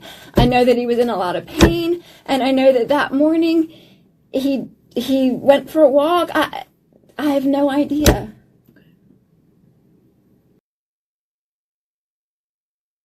Yeah, but isn't it convenient that you were already dating John Paul, now he's out of the picture, you know?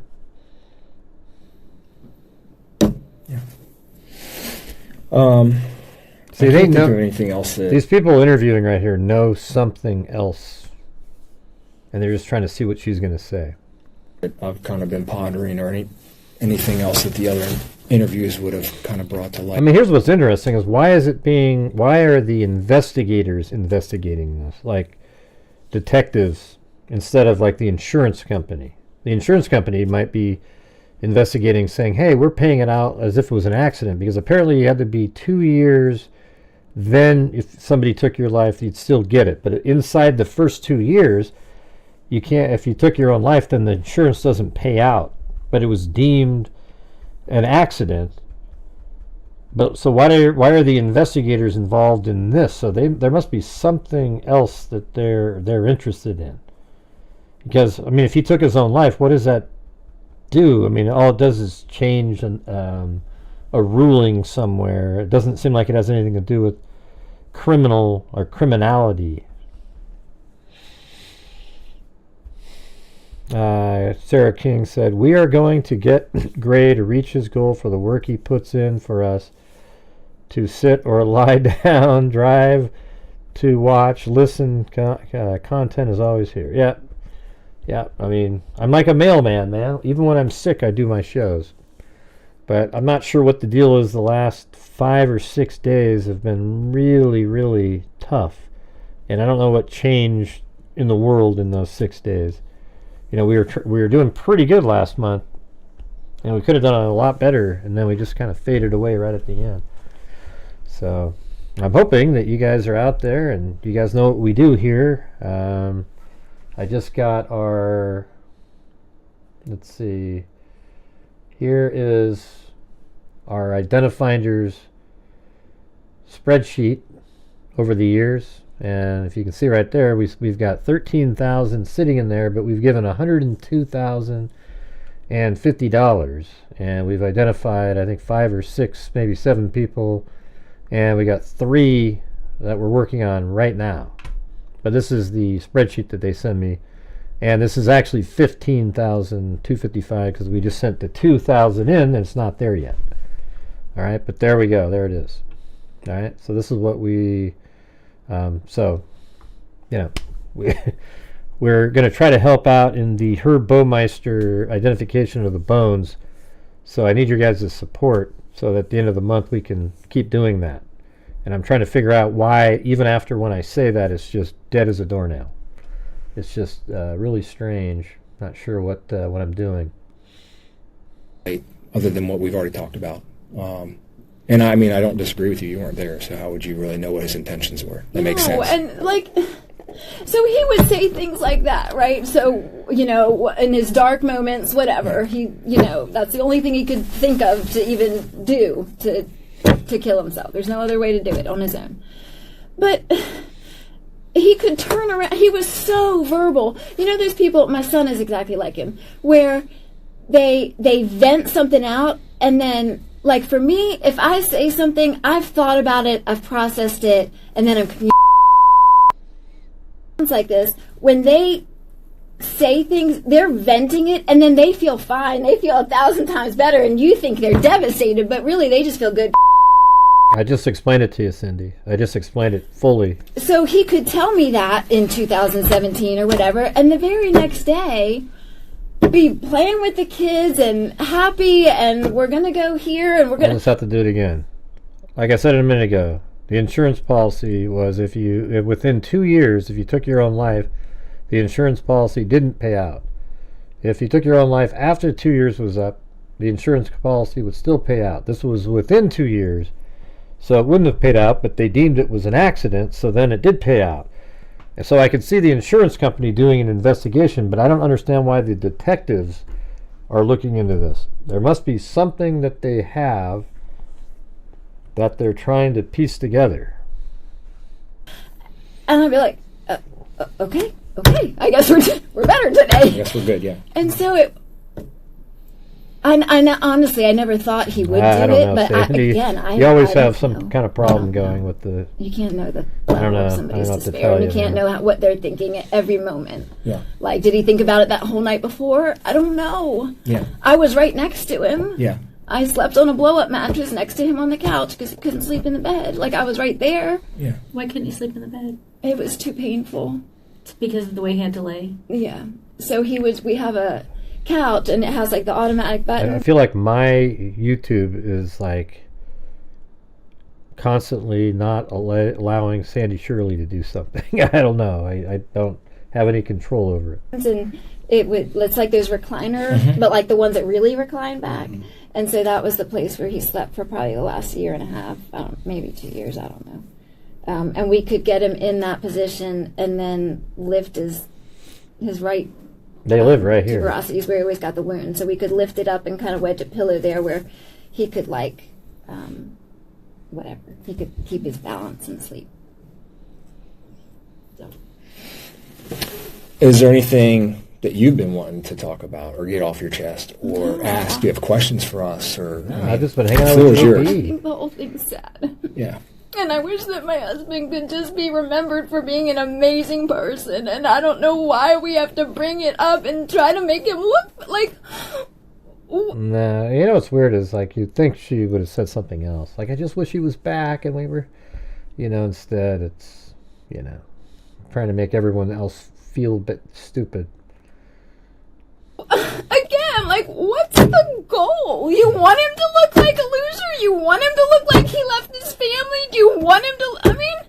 what is the goal? Do you want to expose that he was in this horrible despair as a quad? Like, what's the goal? No, it's the... Did he do it? I don't know. Yeah. And I don't care. Listen, not one other person was there. Yes, there's a video, but not one other person was there. So can you say with 100% certainty? Can his sister say that with 100% certainty? Oh, well, she knows. What was she? They didn't even like each other. My God, they didn't even like each other. He had to gear up for every single time that he got together with her. So... How is his relationship with his parents? His relationship with his mom was really good. His dad lived with us. His dad's super annoying, but whatever, he was fine. He kept to himself. His mom and him were very close. He would share anything with his mom. They would argue from time to time, but she deeply, deeply loved him, and he deeply loved her. And he would always say, if he ever got mad at her or whatever, he'd be like, it's my mom. I love my mom. So he adored his mom. He struggled with him. They did not like each other. She's super quick. Always, family functions, she's got to say that when he was 12, he, whatever, took her CDs or whatever. They didn't get along ever. And actually, the last year of his life, I felt like, and he felt like they were starting to get along a little bit better. They could do small doses, right? Mm-hmm. Like, she could come over for an hour, and then, 3 weeks later, they could talk on the phone for 10 minutes. Or, that was kind of their max. Otherwise, she would get frustrated with him, and he got frustrated with her. His dad's just kind of odd, but... He loved his dad, but his dad wasn't like a dad. He never did anything parental for him. So he didn't, when he was living with you guys, he didn't help, take care of him? No. Okay. Up his cup of water. So when I would leave in the morning, I would put 2 cups of water, because he could get his hand, there was a cup that had like a handle, and he could get his hand in there and like do this, and then he could drink with a straw. And so I would leave him 2 cups of water, and I would usually leave him like something like pack of crackers or peanut butter, something that he could slide off the desk and then try to eat. But sometimes he dropped it, but most of the time he'd land it in his mouth. And but anytime he asked his dad, like, could you refill my water? That's pretty much all he ever asked him. Could you refill my water, or could you grab me a pack of crackers? He'd be like, yeah, fine. Like, he wasn't. He was never kind about helping him. Maybe, I shouldn't say never. He was probably kind once every 3 to 4 months about helping him get a cup of water. But he's a selfish man. He's just weird. Okay. I'm good. Yeah, I appreciate you making time to come and talk to us. You were the last piece of the puzzle, to be honest with you. I mean, we've talked to a lot of people, and you were the last piece. So I don't know that, like you said, I don't know what the goal is. I don't know. But when it's presented to us, it's very odd. Yeah. We normally have people fighting that it's not a suicide, not fighting that it is. Yeah. I know. It's so important. And I don't know if she did it. I would doubt highly that his mom is like passionately for it, but maybe she is. Shifts gears, but whatever. Tammy, I'm just a realist. I just live in reality. And so Not really. I'm not going to cover anything up. And I'm like, I'm not covering anything up. Okay, that's your thought of what happened. I have my thought of what happened. Nobody else was there. Doesn't really matter what my thought is, and doesn't really matter what her thought is. Right. He's in heaven with Jesus, and he's not here. That's where we are. So, whatever. All right. What's your phone number? Did you give me that? No. Whatever.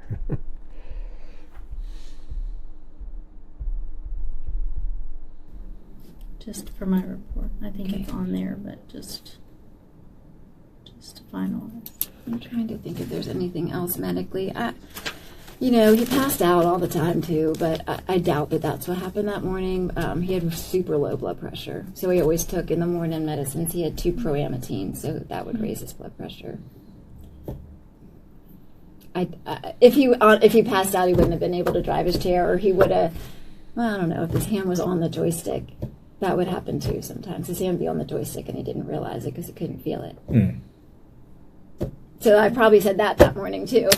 I don't remember, but I do remember thinking that, like, well, because when he would fall asleep, if he was driving his chair, he wouldn't be asleep. He'd be like, he'd kind of do, I don't know. I don't know if it's the morning. You did say that. Yeah. You did. So, okay. So, sometimes his hand would be on there and he couldn't feel it, and he'd just... Even his mother alluded to that. She said the chair is super sensitive. Like, she's like, so sensitive. Yeah, she's like people this. Drive it into walls like that. That's what she said, yeah. Well, she said she's not covering anything up because she knows. I bet you anything that he said he was going to do that, they got in a fight or something, and he did that. And she doesn't want anybody to know that that's what happened. Mom said the same thing. She said she's hit it by accident. The chair went flying. It goes flying. Yeah. He was a great driver of the chair, but you do have to be awake when you're driving. Right, correct. So. Yeah, that's right. Yeah, that makes sense. Well, again, sorry we're talking about this years later, but that's what it is. And I'm hoping after today you don't hear from us again, and this can be the end of the investigation. So. Wow, thanks so much, Sarah King. All right, thank you. Hey, we have a chance now. There's a shot. Wonderful sister who adored her brother. It is, maybe I think that's deep inside of her heart, but she did not express it and communicate it to him well. Mm-hmm. The things she communicated were mean and hurtful, and she blamed him and said he was selfish her whole life and all these things that he would do when he was like 8 years old. Okay, like, what the heck? So that's really sad to me. Yeah. And I won't say that she portrayed herself like that. She never really alluded to that. But my opinion, I think you hit the nail on the head. I think she got caught up in YouTube theories and all that. You know, it was kind of the talk of the town for a little bit, and I think she got wrapped up in it, and it got her mind racing, and she talks to family, and that got, you know. So wait, YouTube theories led to you interviewing? There's no chance. I think law enforcement, when they brought her in, if you get to the point where you bring her in and you read Miranda rights, that means they have some piece. Like, did she coax him into doing it? I don't know where it was. Was it in this interview? I didn't hear it, but she talks about how, you know, in heaven he has all of his legs, and, you know, I feel happy for him. You know, he's at a place where he can run and do all, you know, things like that. Was that in this interview? I didn't hear that, but I heard it somewhere else today. I don't remember. I think it was just a ripple effect. So, unfortunately, you were caught up in that ripple effect because you were, you know, directly related to the case. But I wouldn't worry too much about it going forward. Sorry for being emotional. I was really trying. You have every right to be. You have every right to be. For sure. We're okay with that. Yep. I'm gonna really smile more. Let's see some of these. Anyways, thanks, Sarah King.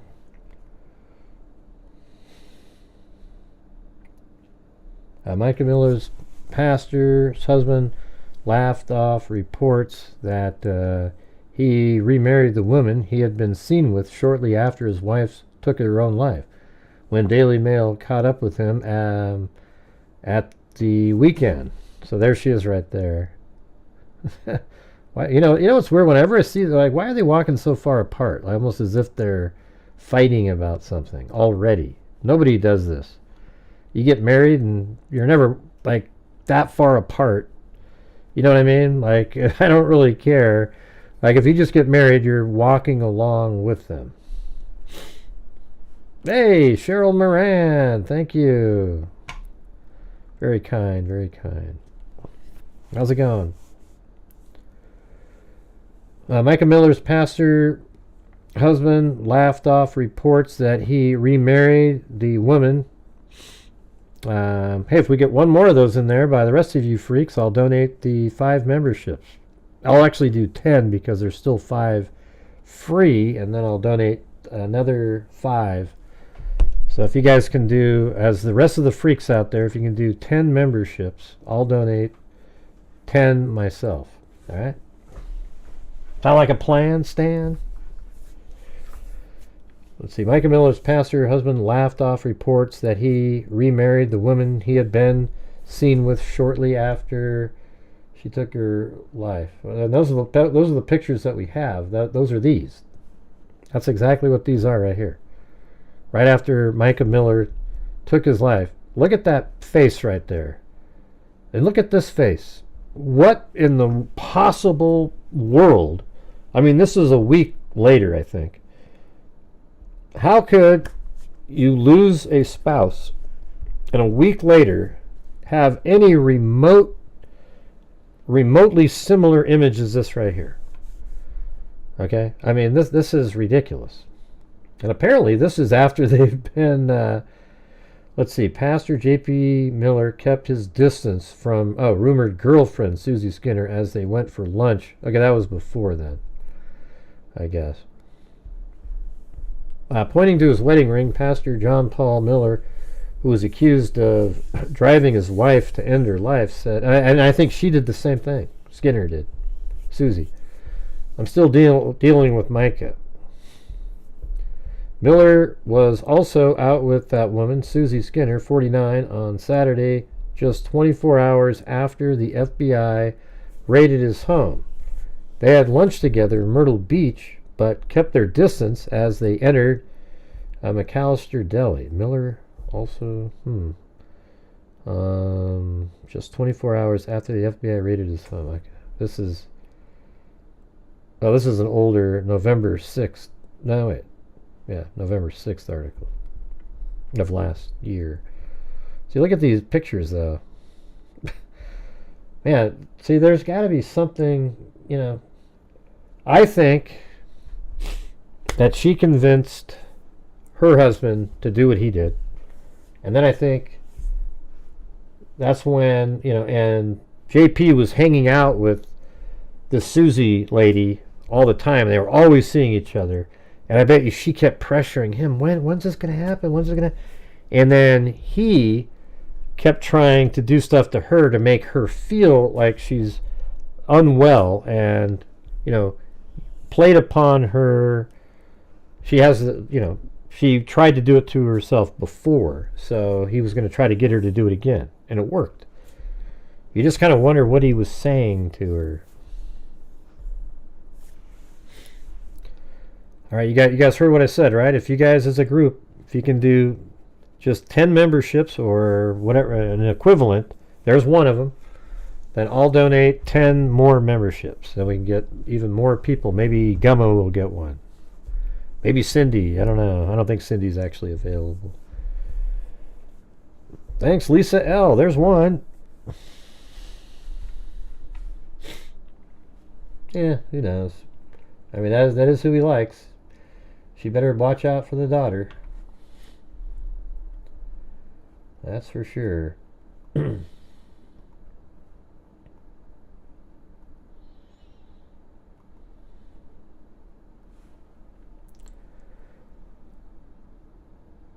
Okay, shock claims. This is April 26th. So just 6 weeks ago. About how a woman treated her veteran husband while she had affair with Micah Miller's husband. Hey, thanks, Sandy Shirley. There's 2 of them.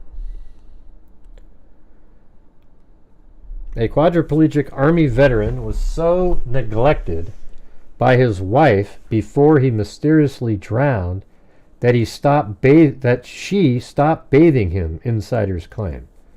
Susie Skinner was at the time allegedly cheating on her husband of 17 years, Chris Skinner, with Micah Miller's husband, John Paul Miller. I mean, this is just sick. Skinner, 41, drowned when his wheelchair fell into a pool in Myrtle Beach, South Carolina on September 6, 2021, and his death was ruled an accident. 2 weeks earlier, Skinner had confronted Miller. So I guess Skinner confronted John Paul Miller, like the person said above. So 2 weeks earlier, Skinner had confronted Miller. So this is the husband, Chris Skinner, confronted J.P. Miller, 44, and demanded the controversial pastor end the alleged affair with his wife. The drowning happened 3 years before Micah, 30, was found dead in Lumbee River State Park in North Carolina on April 27th, 2024. Yeah, welcome, Lisa L. again. From a self-inflicted gunshot wound, we went over that earlier. Skinner's death investigation was reopened last month amid claims Miller and Susie's affair drove him to take his own life, which they both deny. Well, he did. I mean, it's absolutely true. It's interesting, though, that why would that... I mean, it's not illegal, I guess, right? I mean, I guess if you get to a certain point, like if you just sit there and you keep trying to get somebody to do that, I guess that could be incitement or something. All right, you guys, 8 more up there, 8 more. Skinner's death investigation was reopened last month amid claims Miller and Susie's affair drove him to take his own life, which they both deny. Well, I think it's pretty obvious, you know. Friends of Suzie and Skinner claimed the alleged affair led to her neglecting her disabled husband and planning to dump him for Miller. Suzie told me that she wanted everything to end. A friend who later spoke to the coroner so that's pretty interesting. So the coroner that she was just being interviewed by was told by one of Susie's friends that she wanted to end, wanted everything to end. Well, what does that mean? Suzie told me that she wanted everything to end. That's more nefarious sounding. Thanks, Jessica Schubach. All right. 7 more to go. 7 more to go.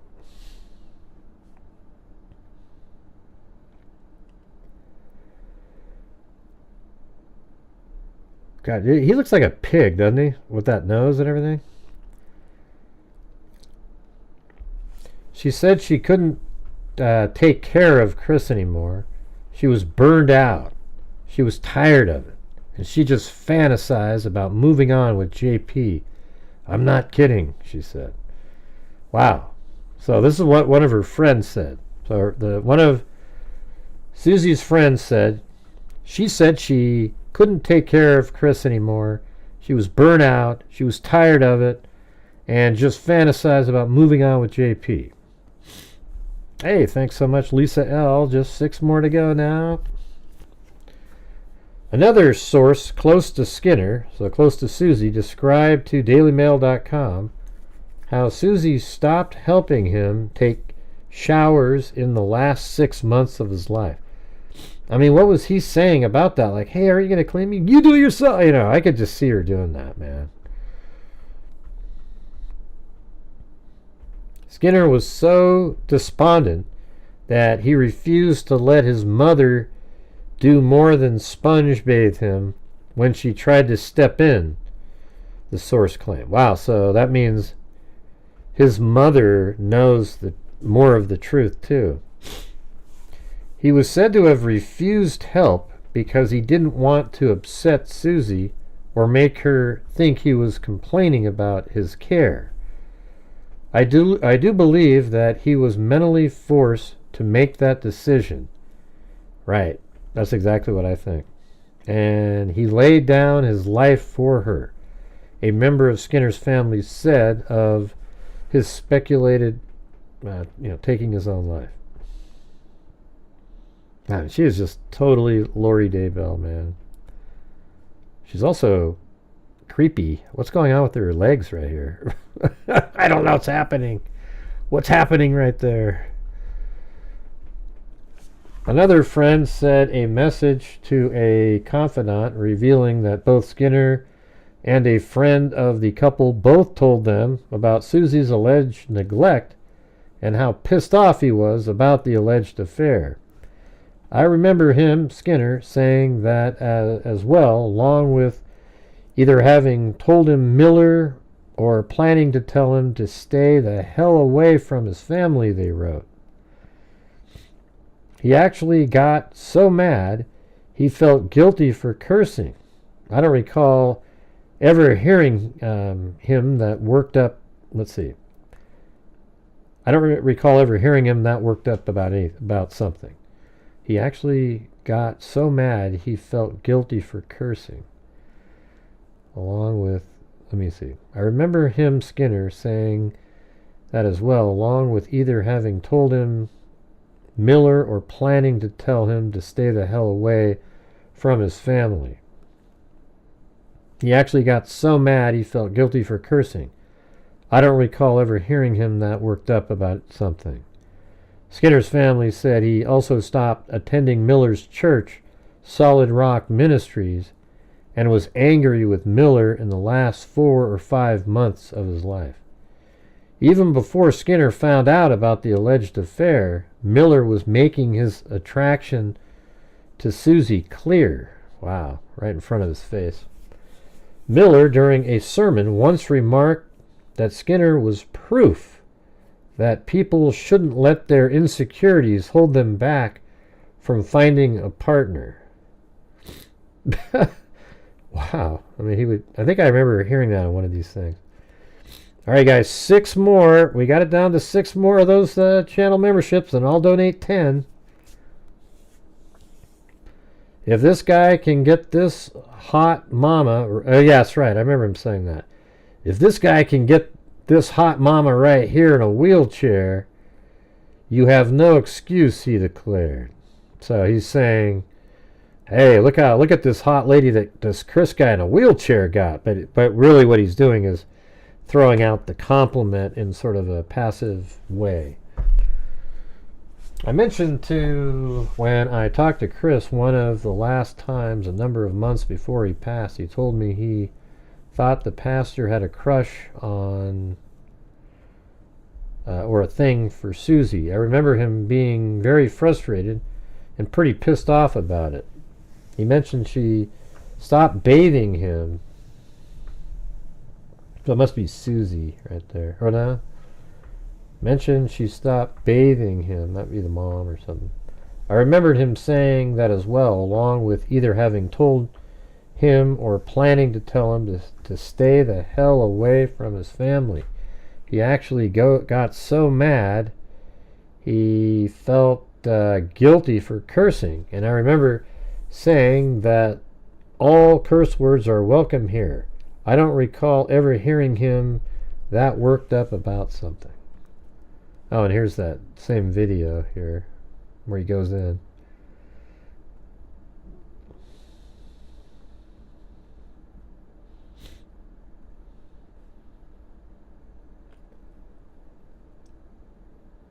I mean, it does seem to kind of just accelerate into there. Doesn't look like an accident whatsoever. Now, Skinner's death was ruled an accidental drowning at the time, but Horry County Chief Deputy Coroner Tamara Willer reopened the case last month, so it's a coroner inquest and they used detectives. Okay. After mysterious new evidence, we don't know what that is though, regarding the manner of death came to light. See, what is that? CCTVs, that's what I was telling you guys. There's got to be something. Yeah, they block everything out, says that.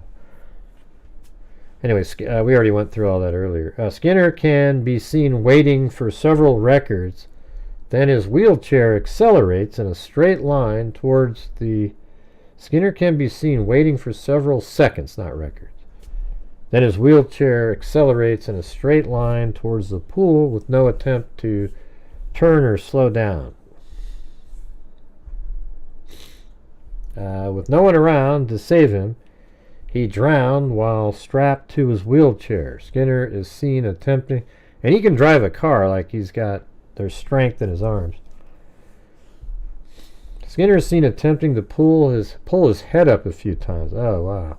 I'm glad they blurred that out. But is unable to do so, and the motion-activated camera stopped recording, police wrote in their report. Skinner's sister, Tamara McDermott, said the facts of the case now made it possible her brother's death was, he took his own life. It would be fair to say, but it is sort of a good point. Like, I guess if that's all you're going for, what's the point? Like, what's the point of it?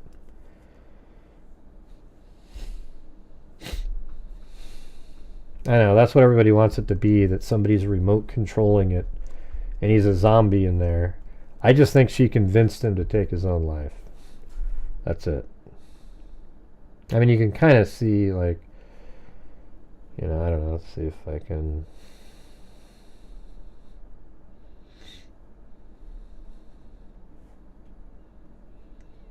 I mean, it makes the story a lot cooler, like, ooh, true crime, if we can get it to...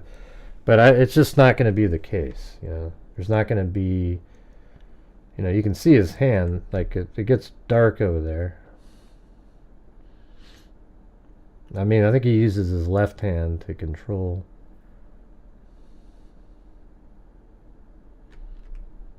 Yeah, like over here.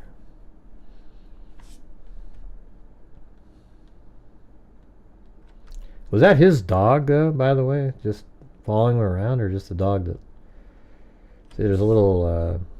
a dog right there. So are you guys going to do it? All we need is 6 more channel memberships. Then I'll donate 10.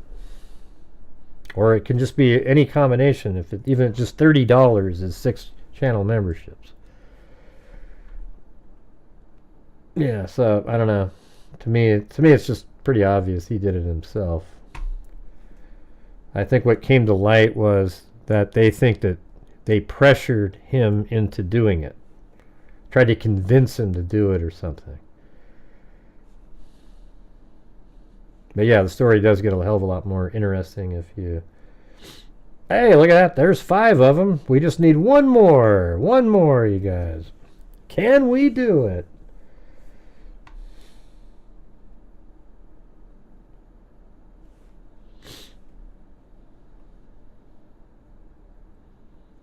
That's pretty sad that he was trying to live. So at a certain point he was trying to live too. You know, but here's the thing. I think if he was being remotely controlled, he would have yelled to somebody, "Hey, somebody help. I can't control, somebody's got control of my," something like that. He's not just going to sit there and then, get, remote control to the water, and then all of a sudden somebody shoots him in.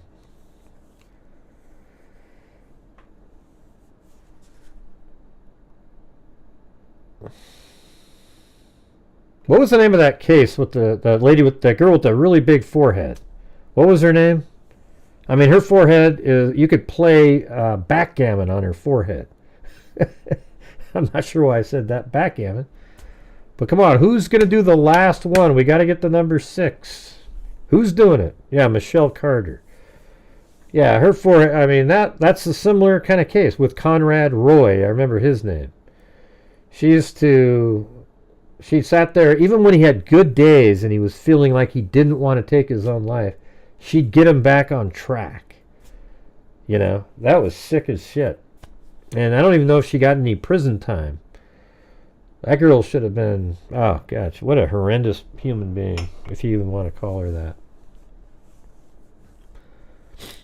Yeah, so we need either a $5 or one more channel membership. And then I'm going to donate $50 worth of channel memberships. 5 of them are what I get for free each month. And I gave 5 free ones yesterday. Now today, then I'll buy another 5 for the 25. Man, it's just so hard. Just even she hasn't bathed him in 2 years, for heaven's sake.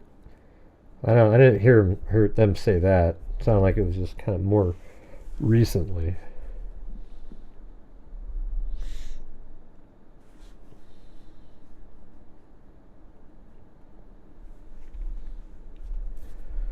By contrast, the police report stated Skinner stops at a curve in the pool and then suddenly moves quickly forward and goes into the water.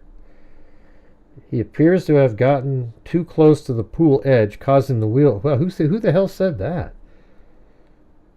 Let's see. It would be fair to say that the coroner had reopened the case because there's been evidence come forward that it could potentially not be an accident.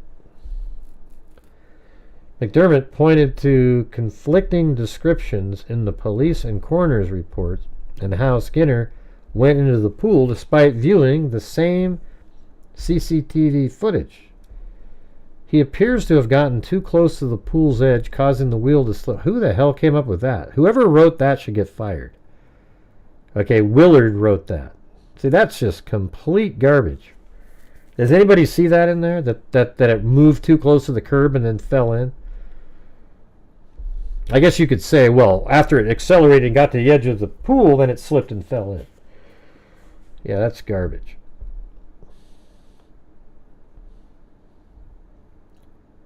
Skinner waited several seconds, then his wheelchair accelerated in a straight line towards the pool with no attempt to turn or slow down.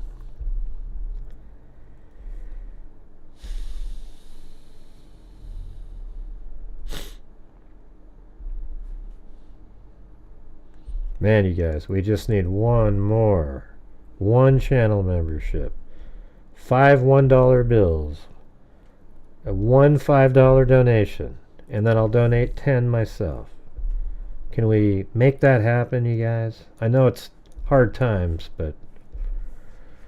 let's see. Additionally, Miller's first ex-wife, Allison Williams, filed a petition for sole custody of their children. Yeah, see, the police report says that Skinner stops at a curve in the pool and then suddenly moves quickly forward and goes into the water. There it is. Georgina Stoliker. It's in the back of the net. All right. So here we go.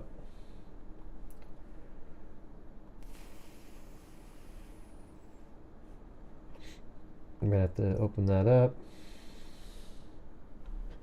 I'm going to have to open that up. Is that how loud? Oh man, it must be pretty quiet. Maybe if I turn it up to there.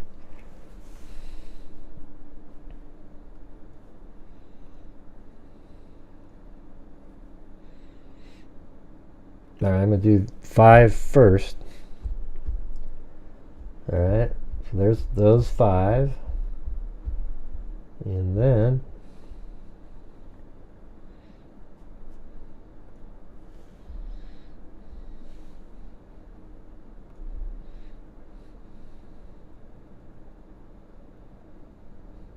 and there we go.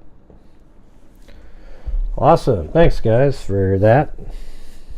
And if you're out there and you want to help support the channel during the rest of the show, that'd be great too.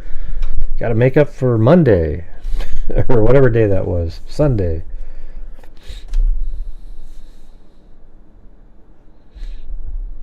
Alright. So then it says, additionally, Miller's first ex-wife, Allison Williams, filed a petition for sole custody of their children last June that included shocking claims about his sex life, including some involving Skinner's wife. Wow. Jeez. William wrote in the affidavit that her husband began an affair with Susie in 2021 by using their son, who played soccer with Susie's son, to facilitate their liaisons. She claimed her children were well aware of the affair, which their friends also gossiped about, causing them a tremendous amount of embarrassment. When I learned John Paul was exposing our children to yet another one of his adulterous affairs, I confronted J.P. and Susie and told them not to let it happen again, she wrote. William divorced Miller in 2015 after discovering he was having an affair with Micah, whom he married. Well, this lady here, Susie, Zozo said the same thing the other day, but she's going to be next. I mean, it's just so obvious, right? When I learned John Paul was exposing our children to yet another one of his adulterous affairs, I confronted JP and Susie and told them not to let it happen again. Williams divorced Miller in 2015 after discovering he was having an affair with Micah, whom he married in 2018. You know, it's like, what is it, every 3 years? 2015, 2018, 2021. It's not, and then 2000, you know. It's not known if his alleged 2021 affair with Susie ended before Micah's death. Of course not. That's why they got married. I mean, they were still seeing each other right up even after that.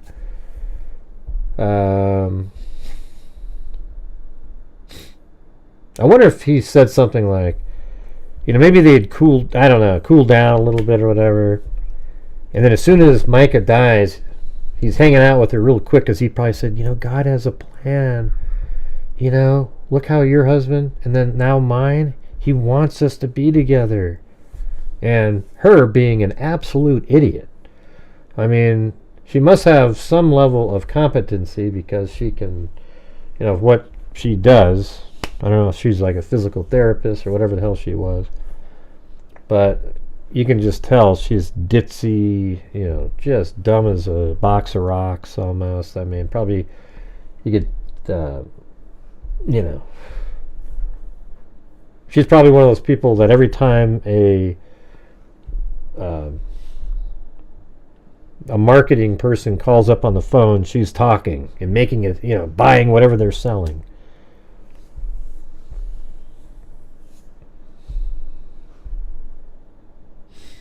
J.P. called me the day Susie's husband died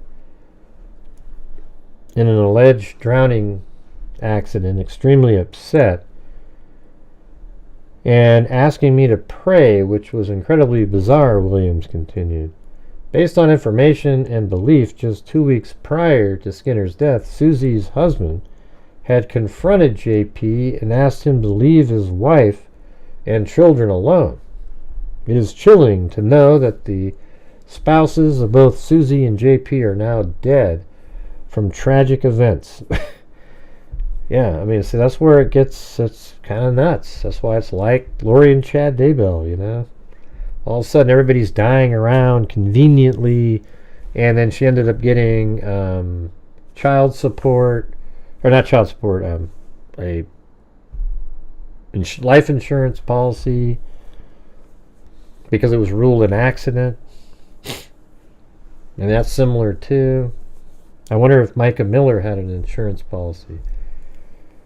It is chilling to know that the spouses of both Suzie and J.P. are now dead from tragic events. McDermott said her brother fell out with Miller's church, Solid Rock Ministries, and with Miller himself about 4 or 5 months before his death, after having worshipped there without issue since 2018.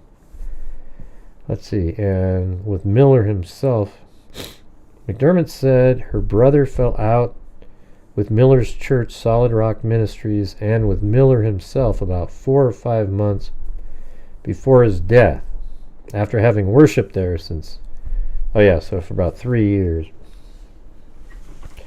Chris definitely voiced that he did not like the pastor of that church, and he did stop going to church there, she said. He was in some emotional pain, and he was having a hard time. He was pulling away and distancing himself. This period of time is understood to be a focus of the re-investigation. He was in some emotional pain, and he was having a hard time. He was pulling away. Yeah, I think I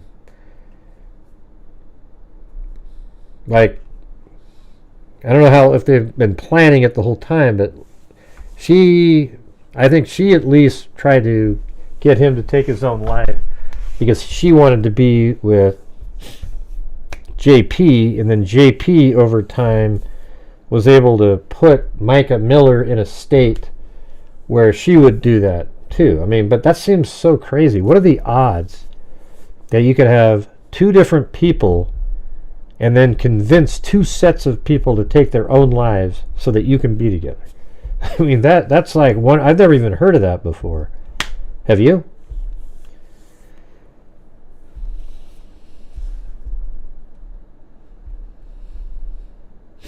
Miller admitted Suzie was now his girlfriend, but insisted they did not get together until January of this year and denied cheating on Micah in 2021, or that's a total lie. He also claimed McDermott was attention-seeking and unstable, and that the siblings fell out in the months before Skinner's death. McDermott hit back with text messages she said proved she and her brother were close all the way up to his death. She accused Miller of an orchestrated campaign of harassment, intimidation, and defamation against her for questioning how her brother died. Right, and that's exactly what he did to Micah Miller, leading to her taking her own life. She accused Miller of an McDermott said the reopening of the investigation into her brother's death was partly prompted by new witnesses giving contradictory evidence to what Suzie and others told police at the time. When looking at the police reports and coroner reports, it's clear there was some inconsistency. Also, it was acknowledged that some of what was said at the scene may be inaccurate. Other CCTV... Oh, that's him at that same pool, huh?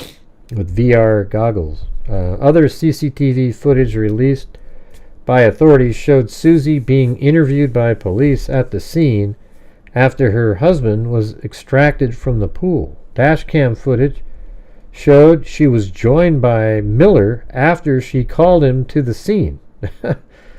Yeah, so like when they're pulling him out of the water, there's this guy on YouTube, he makes videos, he basically covers this, and it shows them, like Miller shows up.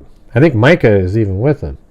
And then Micah comes over to Suzie, and she doesn't really accept Micah's like hug or whatever, you know. Suzie is understood to have been re-interviewed by police as part of the renewed investigation, but it was not known if Miller was questioned in 2021 or would be again. Police report showed Suzie told detectives that nothing was unusual this morning and that he wasn't going to take his life. McDermott said police were incorrectly told at the time that Skinner had no family in Myrtle Beach who could corroborate the stories that were told the day at the pool. Despite both Skinner's parents and McDermott living in the town, they were never interviewed by investigators. Essentially, the police took the word of the people that were on the scene at the time, McDermott said. Other sources close to the investigation told DailyMail.com that detectives were trying to establish if the alleged affair Williams described in her affidavit occurred and what effect it had on Skinner's mental health leading up to his death. Other avenues of inquiry include how truthful witnesses' statements in 2021 were if police were incorrectly led to believe Skinner was not ready to take his own life. Skinner had an active life insurance policy at the time of his death, multiple sources claim. Skinner, an Army veteran, was paralyzed from the neck down in a car crash involving a drunk driver when he was 20 and later became a motivational speaker. Skinner, pictured with his sister at his high school graduation before the accident, was paralyzed from the neck down in a car crash involving a drunk driver when he was 20. So that means, like, this lady married him knowing exactly. It wasn't like he became paralyzed. I think they met while he was being, like, physical therapy, something like that.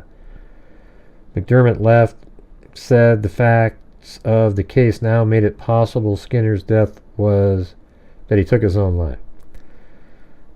See, they're working hard to try to get it so that she doesn't get the insurance money. I mean, that's what they're trying to do.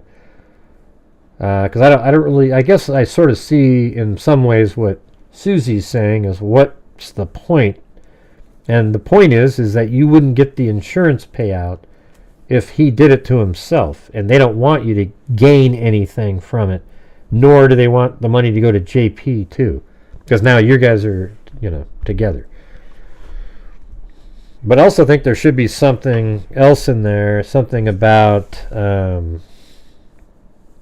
like if you're inciting somebody to do that to themselves, there should be some ramifications. Yeah, this case is one that I don't like covering the day-to-day sort of, JP's, he said this, and because it's just kind of irrelevant. I think the things that are relevant are that two spouses have taken their own lives, and the remaining spouses who were already cheating with each other when both of those people were still alive are now married, and it seems like they played a hand in mental warfare against their spouses to get them out of the picture, and so they could be together without any like strings or anything like that. Isn't that weird? I think that's the perfect word, chick bait. This case is so yuck. That's exactly right.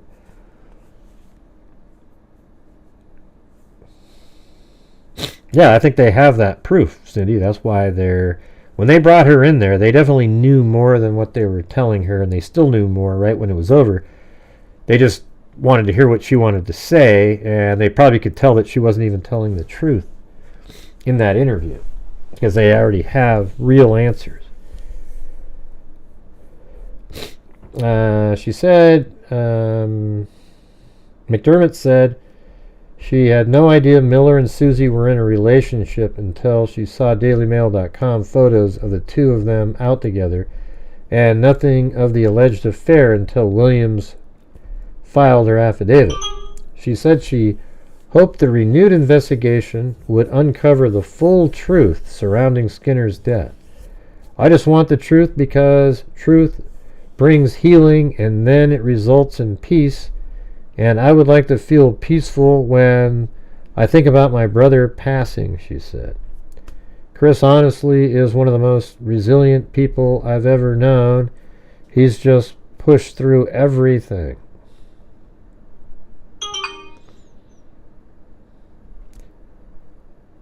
Yeah, it's so weird. I know exactly. You know what's strange is when I had that neck surgery, I couldn't use my tricep at all for a while. And now I can use it. You know, it works. Just not as strong as it used to be. It's like, that's why it's weird. It's strange how, like, in his case, his biceps still work and his wrists still work, but then the fingers don't kind of. It's really bizarre how our vertebrae and like each level and the different, nerves that come out and what they control. Like, you might have completely different nerve roots that come out at like C6, C7, and one of them will do the palm, the hand, and the other one does the fingers, and then one of them does like the sensation of feel, etc. Miller repeatedly denied he was in a relationship with Suzie in the weeks and months. Did we already do this part? Suzie finally admitted their relationship this month as part of one of several legal dramas Miller is embroiled with. Miller was accused in a lawsuit this month of assaulting a 15-year-old girl in 1998. Boy, what a shock. While working at his father's church in Myrtle Beach when he was 19. The accuser, anonymized as Jane Doe, claimed Miller sexually assaulted her again more than 2 decades later in 2023 by forcibly grabbing her genitals in public without her consent. The woman claimed the most recent alleged attack triggered. I think J.P. Miller is like a sociopath. Like there's something wrong with him.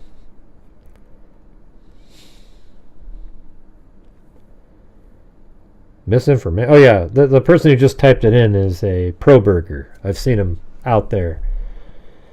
Yes, everybody. Kanika Jenkins was really. She didn't really die in a freezer. Yep. Richard Allen, he isn't the killer. Yep. Brian Koberger absolutely is innocent. Everybody's innocent out there, except it's just the facts say otherwise. Okay, Rodolfo Rosso, you stupid idiot. All right, the accuser, let's see, the woman claimed the most recent attack triggered repressed memories of the incident. I remember reading about that, 1998, of which she previously had no conscious recollection. Miller strongly, this one seems kind of weak, I remember reading that going, you didn't remember it until recently, and I don't know. I mean, I could definitely see it being real, but it's not as strong as you'd like it to be. Miller strongly denied the allegations and launched a countersuit for defamation against the woman, claiming she also posted the allegations on social media, causing him irreparable harm, damage, and injury. Days later, a second woman, known as Jane Doe No. 2, sued him and his father, Reginald Miller, for sexual abuse between 1999 and 2001, starting when she was 14. Well, that one's probably... So that one adds credibility to the one prior. Behind their religious facade, John Paul Miller and Reginald Wayne Miller engaged in sexual abuse and predatory conduct. I mean, this lady is so stupid right here, you know? Other targeting, I mean, she knew all of this stuff before they just got married. They use their positions of power to manipulate and exploit vulnerable victims while concealing their actions from the public. Huh? What are you talking about, Chick Bay? Yeah, that's what I said, irreparable harm. She claimed they ran their church in a calculated plan to groom victims while simultaneously gaining the community trust and financial support. The lawsuit detailed sexual and psychological abuse she claimed to have suffered at Miller's church and a Cathedral Hall Academy, a school he ran at the time. Things could get worse for Miller, yet still, as the attorney for Micah's family, Regina Ward, told DailyMail.com, he has been in communication with multiple other women who are considering filing similar civil claims against Miller alleging abuse. I mean, isn't there a time constraint on some of these? Micah contacted police several times in the months preceding to level allegations against her husband, including claims he groomed her and when she was a teenager. Miller has vehemently denied any allegations of grooming and abuse. He has also previously suggested Micah suffered from mental illness and had attempted to take her own life on more than one occasion. The circumstances of Micah's death are being investigated by the FBI, which raided Miller's home in November, but wouldn't reveal why. See, I think it's going to be that he systematically tried to get her to do that. That's what I think it's going to be. The same exact thing that Susie did with her husband, in my opinion.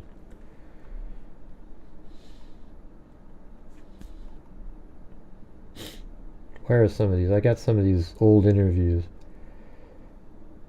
with Micah Miller, like these ones right here. I think that's the same one.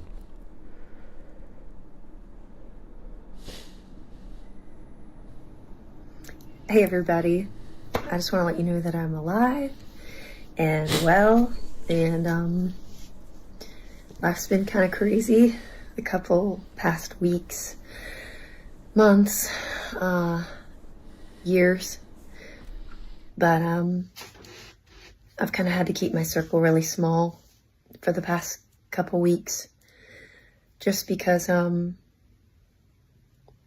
going through a lot and it's hard and it's my cross to bear. It's the thing that God has put in my life to deal with, and I don't want to bring a lot of people into it. I'm so thankful to God for a strong family and the friends that God has put in my life to be there for me at this time. I just wanted to share that my heart and my prayer is that the church would stay strong, that y'all would stick together, because the church is God's people. It's not a man, it's not a person, it's not me, it's God's people, the bride of Christ. And it's a lot of really good people in the church that that I just hope would continue on, press toward the calling, run your race, stay encouraged, stay in your word, keep worshiping. Like I can't wait to worship again with everybody, but for now I'm just worshiping with me and Jesus to God, and I don't think God would be pleased with me if I just jumped right into missions and women's events and creative directing and worship leading and stuff. I think when your world is shook up, you need to take a pause. And I can only pray that more people will take a pause and get I'm trying to get my priorities straight right now. And that's making sure that my heart doesn't have any unforgiveness, bitterness, resentment, just forgiveness and hope for the future and peace. Because you can't put a price on peace from God. So, thank you for all your prayers and support. She always seems, Know that she I looks have to so keep my angry, circle like upset about something. really, really small right now. I'm used to having a really big circle, so it's hard because I want to reach out to everybody and tell you how much I love you and I miss you. But this is the best way that I know how. So I love you all. I miss you. Thank you for your love and support over the last couple years. And some of you, up to 18 years walking with me as my friends. And for right now, I've just had to put everything on pause to get myself right. And I think God's happy with that. So keep praying for me. Thank you. And I love you. I'll be praying for you. I remember seeing her when she did one of her. She looked when she was singing at one of the church streaming things that they do. She didn't look very happy at all.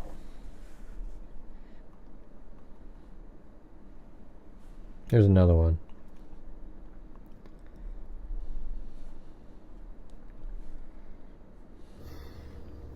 So today my heart's a little heavy. I've had a lot of women that have reached out to me about situations of abuse. And I just want to tell you what a lot of people have told me lately and reminded me, because I think I forgot. I knew, but I pushed it in the back of my head just because of my situation. But you are the bride of Christ. Hey, thanks, Sarah King. Hey, thanks for all your support tonight. It was really very generous. Thank you. Before anybody else's bride, male or female, it doesn't matter. It doesn't matter what gender you are. Abuse is abuse. And you are the bride of Christ. And my Bible says that he took all the abuse you could think of for you so that you didn't have to live that life of slavery and bondage and pain. Jesus took it all for you. So you don't have to stay in a abusive relationship, whether that's sexual, whether that's somebody forcing you to take illegal drugs, or alcohol abuse, or physical abuse, psychological abuse, making you think that this is all your fault, or you're a bad mom, or you're a bad wife, or you're a bad husband, or... I think like all that stuff right there is all stuff, like 90% of what she just said is she's actually talking about JP at this time. Or you're not giving it your all when you know you are. God hates divorce, but why? According to everybody I've asked and the scriptures that I've found, it's because it hurts people. But does abuse hurt people? How do you think God feels about that?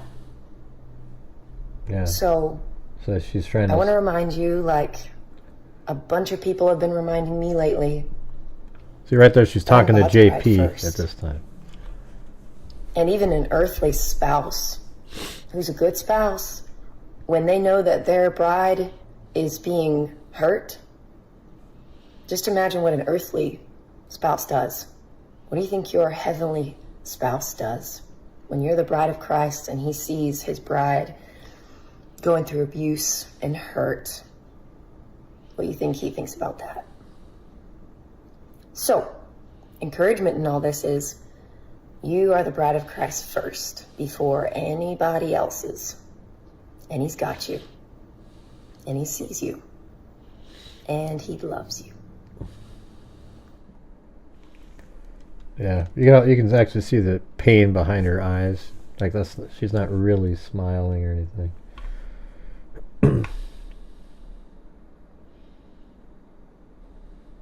Micah Miller initially split on...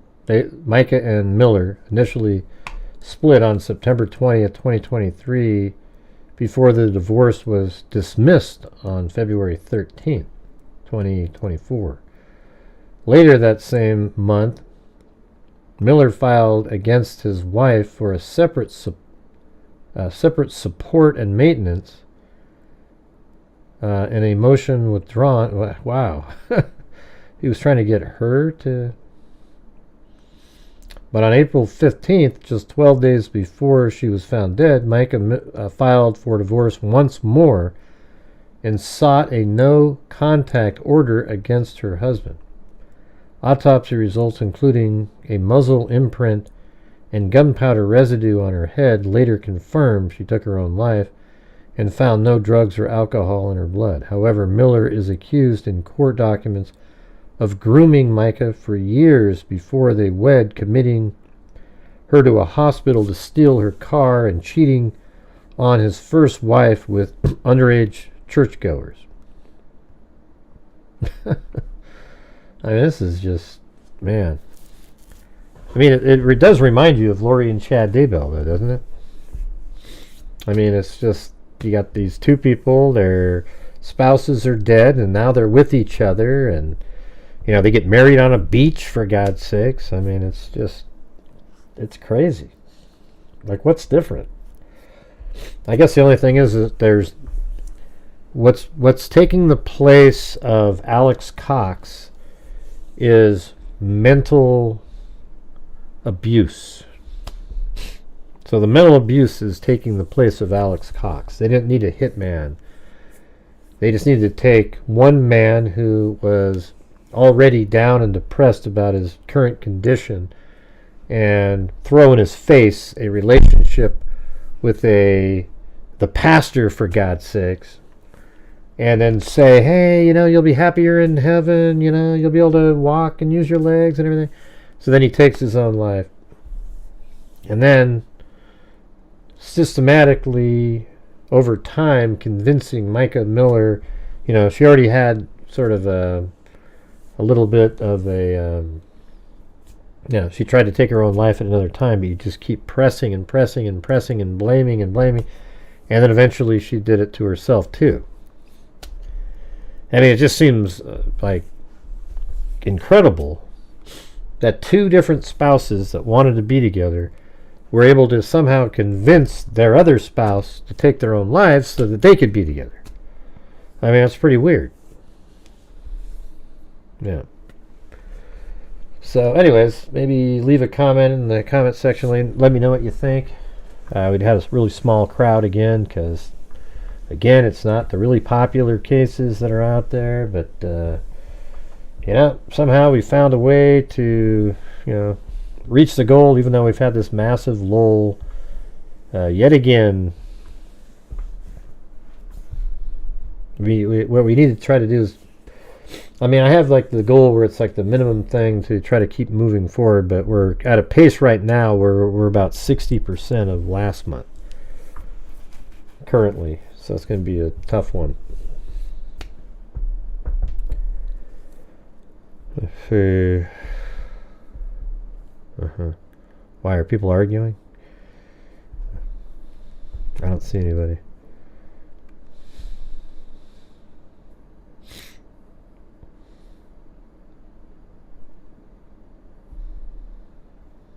Is Bab22 trying to create problems in here? Yeah. Okay. All faiths are different, and churches, people who attend also. Yeah, John Paul Miller is nobody. Okay. He's just a used car salesman who happens to have chosen to run a church. He is absolutely a horrendous human being who has no business being out there doing what he's doing. It's disgusting. Anyways. Okay, you're not.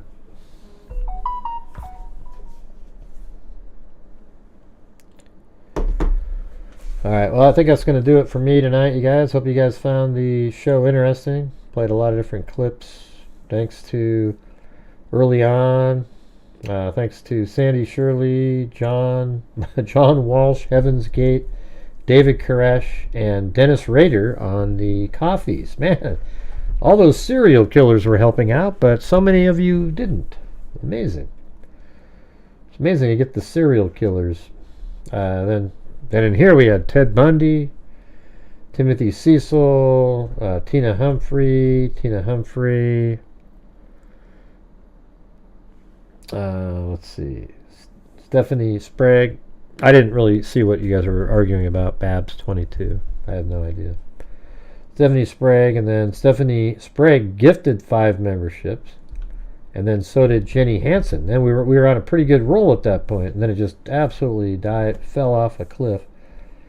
Then we had Ted Bundy, and then Jeannie Gaiagoy, and then Tina Humphrey, Shay 530. Then Sarah King became a new member. Then Sarah King did a super chat, then another super chat that was like a 20, and then Kami, Shay 530, Sarah King, and then Sarah King did a cat eye donation, so she represented like quite a bit. And then Cheryl Moran gifted another cat eye, then Lisa L, Sandy Shirley. This is when we're trying to get to those other 10 so I could do the 10 myself.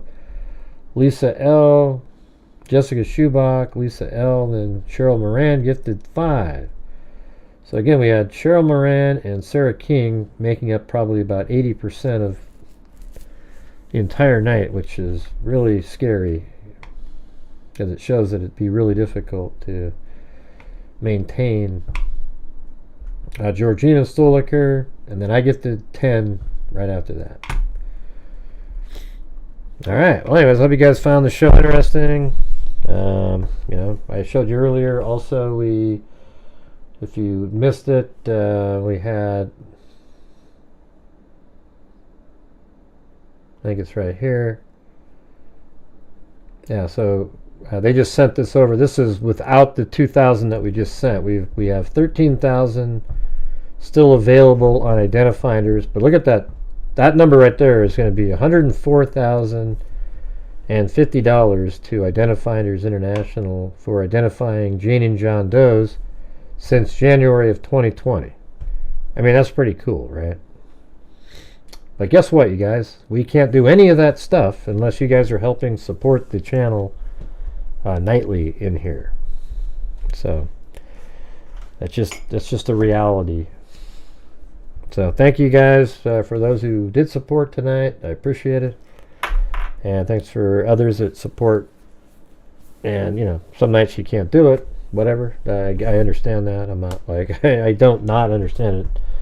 I'm just saying I don't have any options. There isn't like magical ad revenue that just shows up.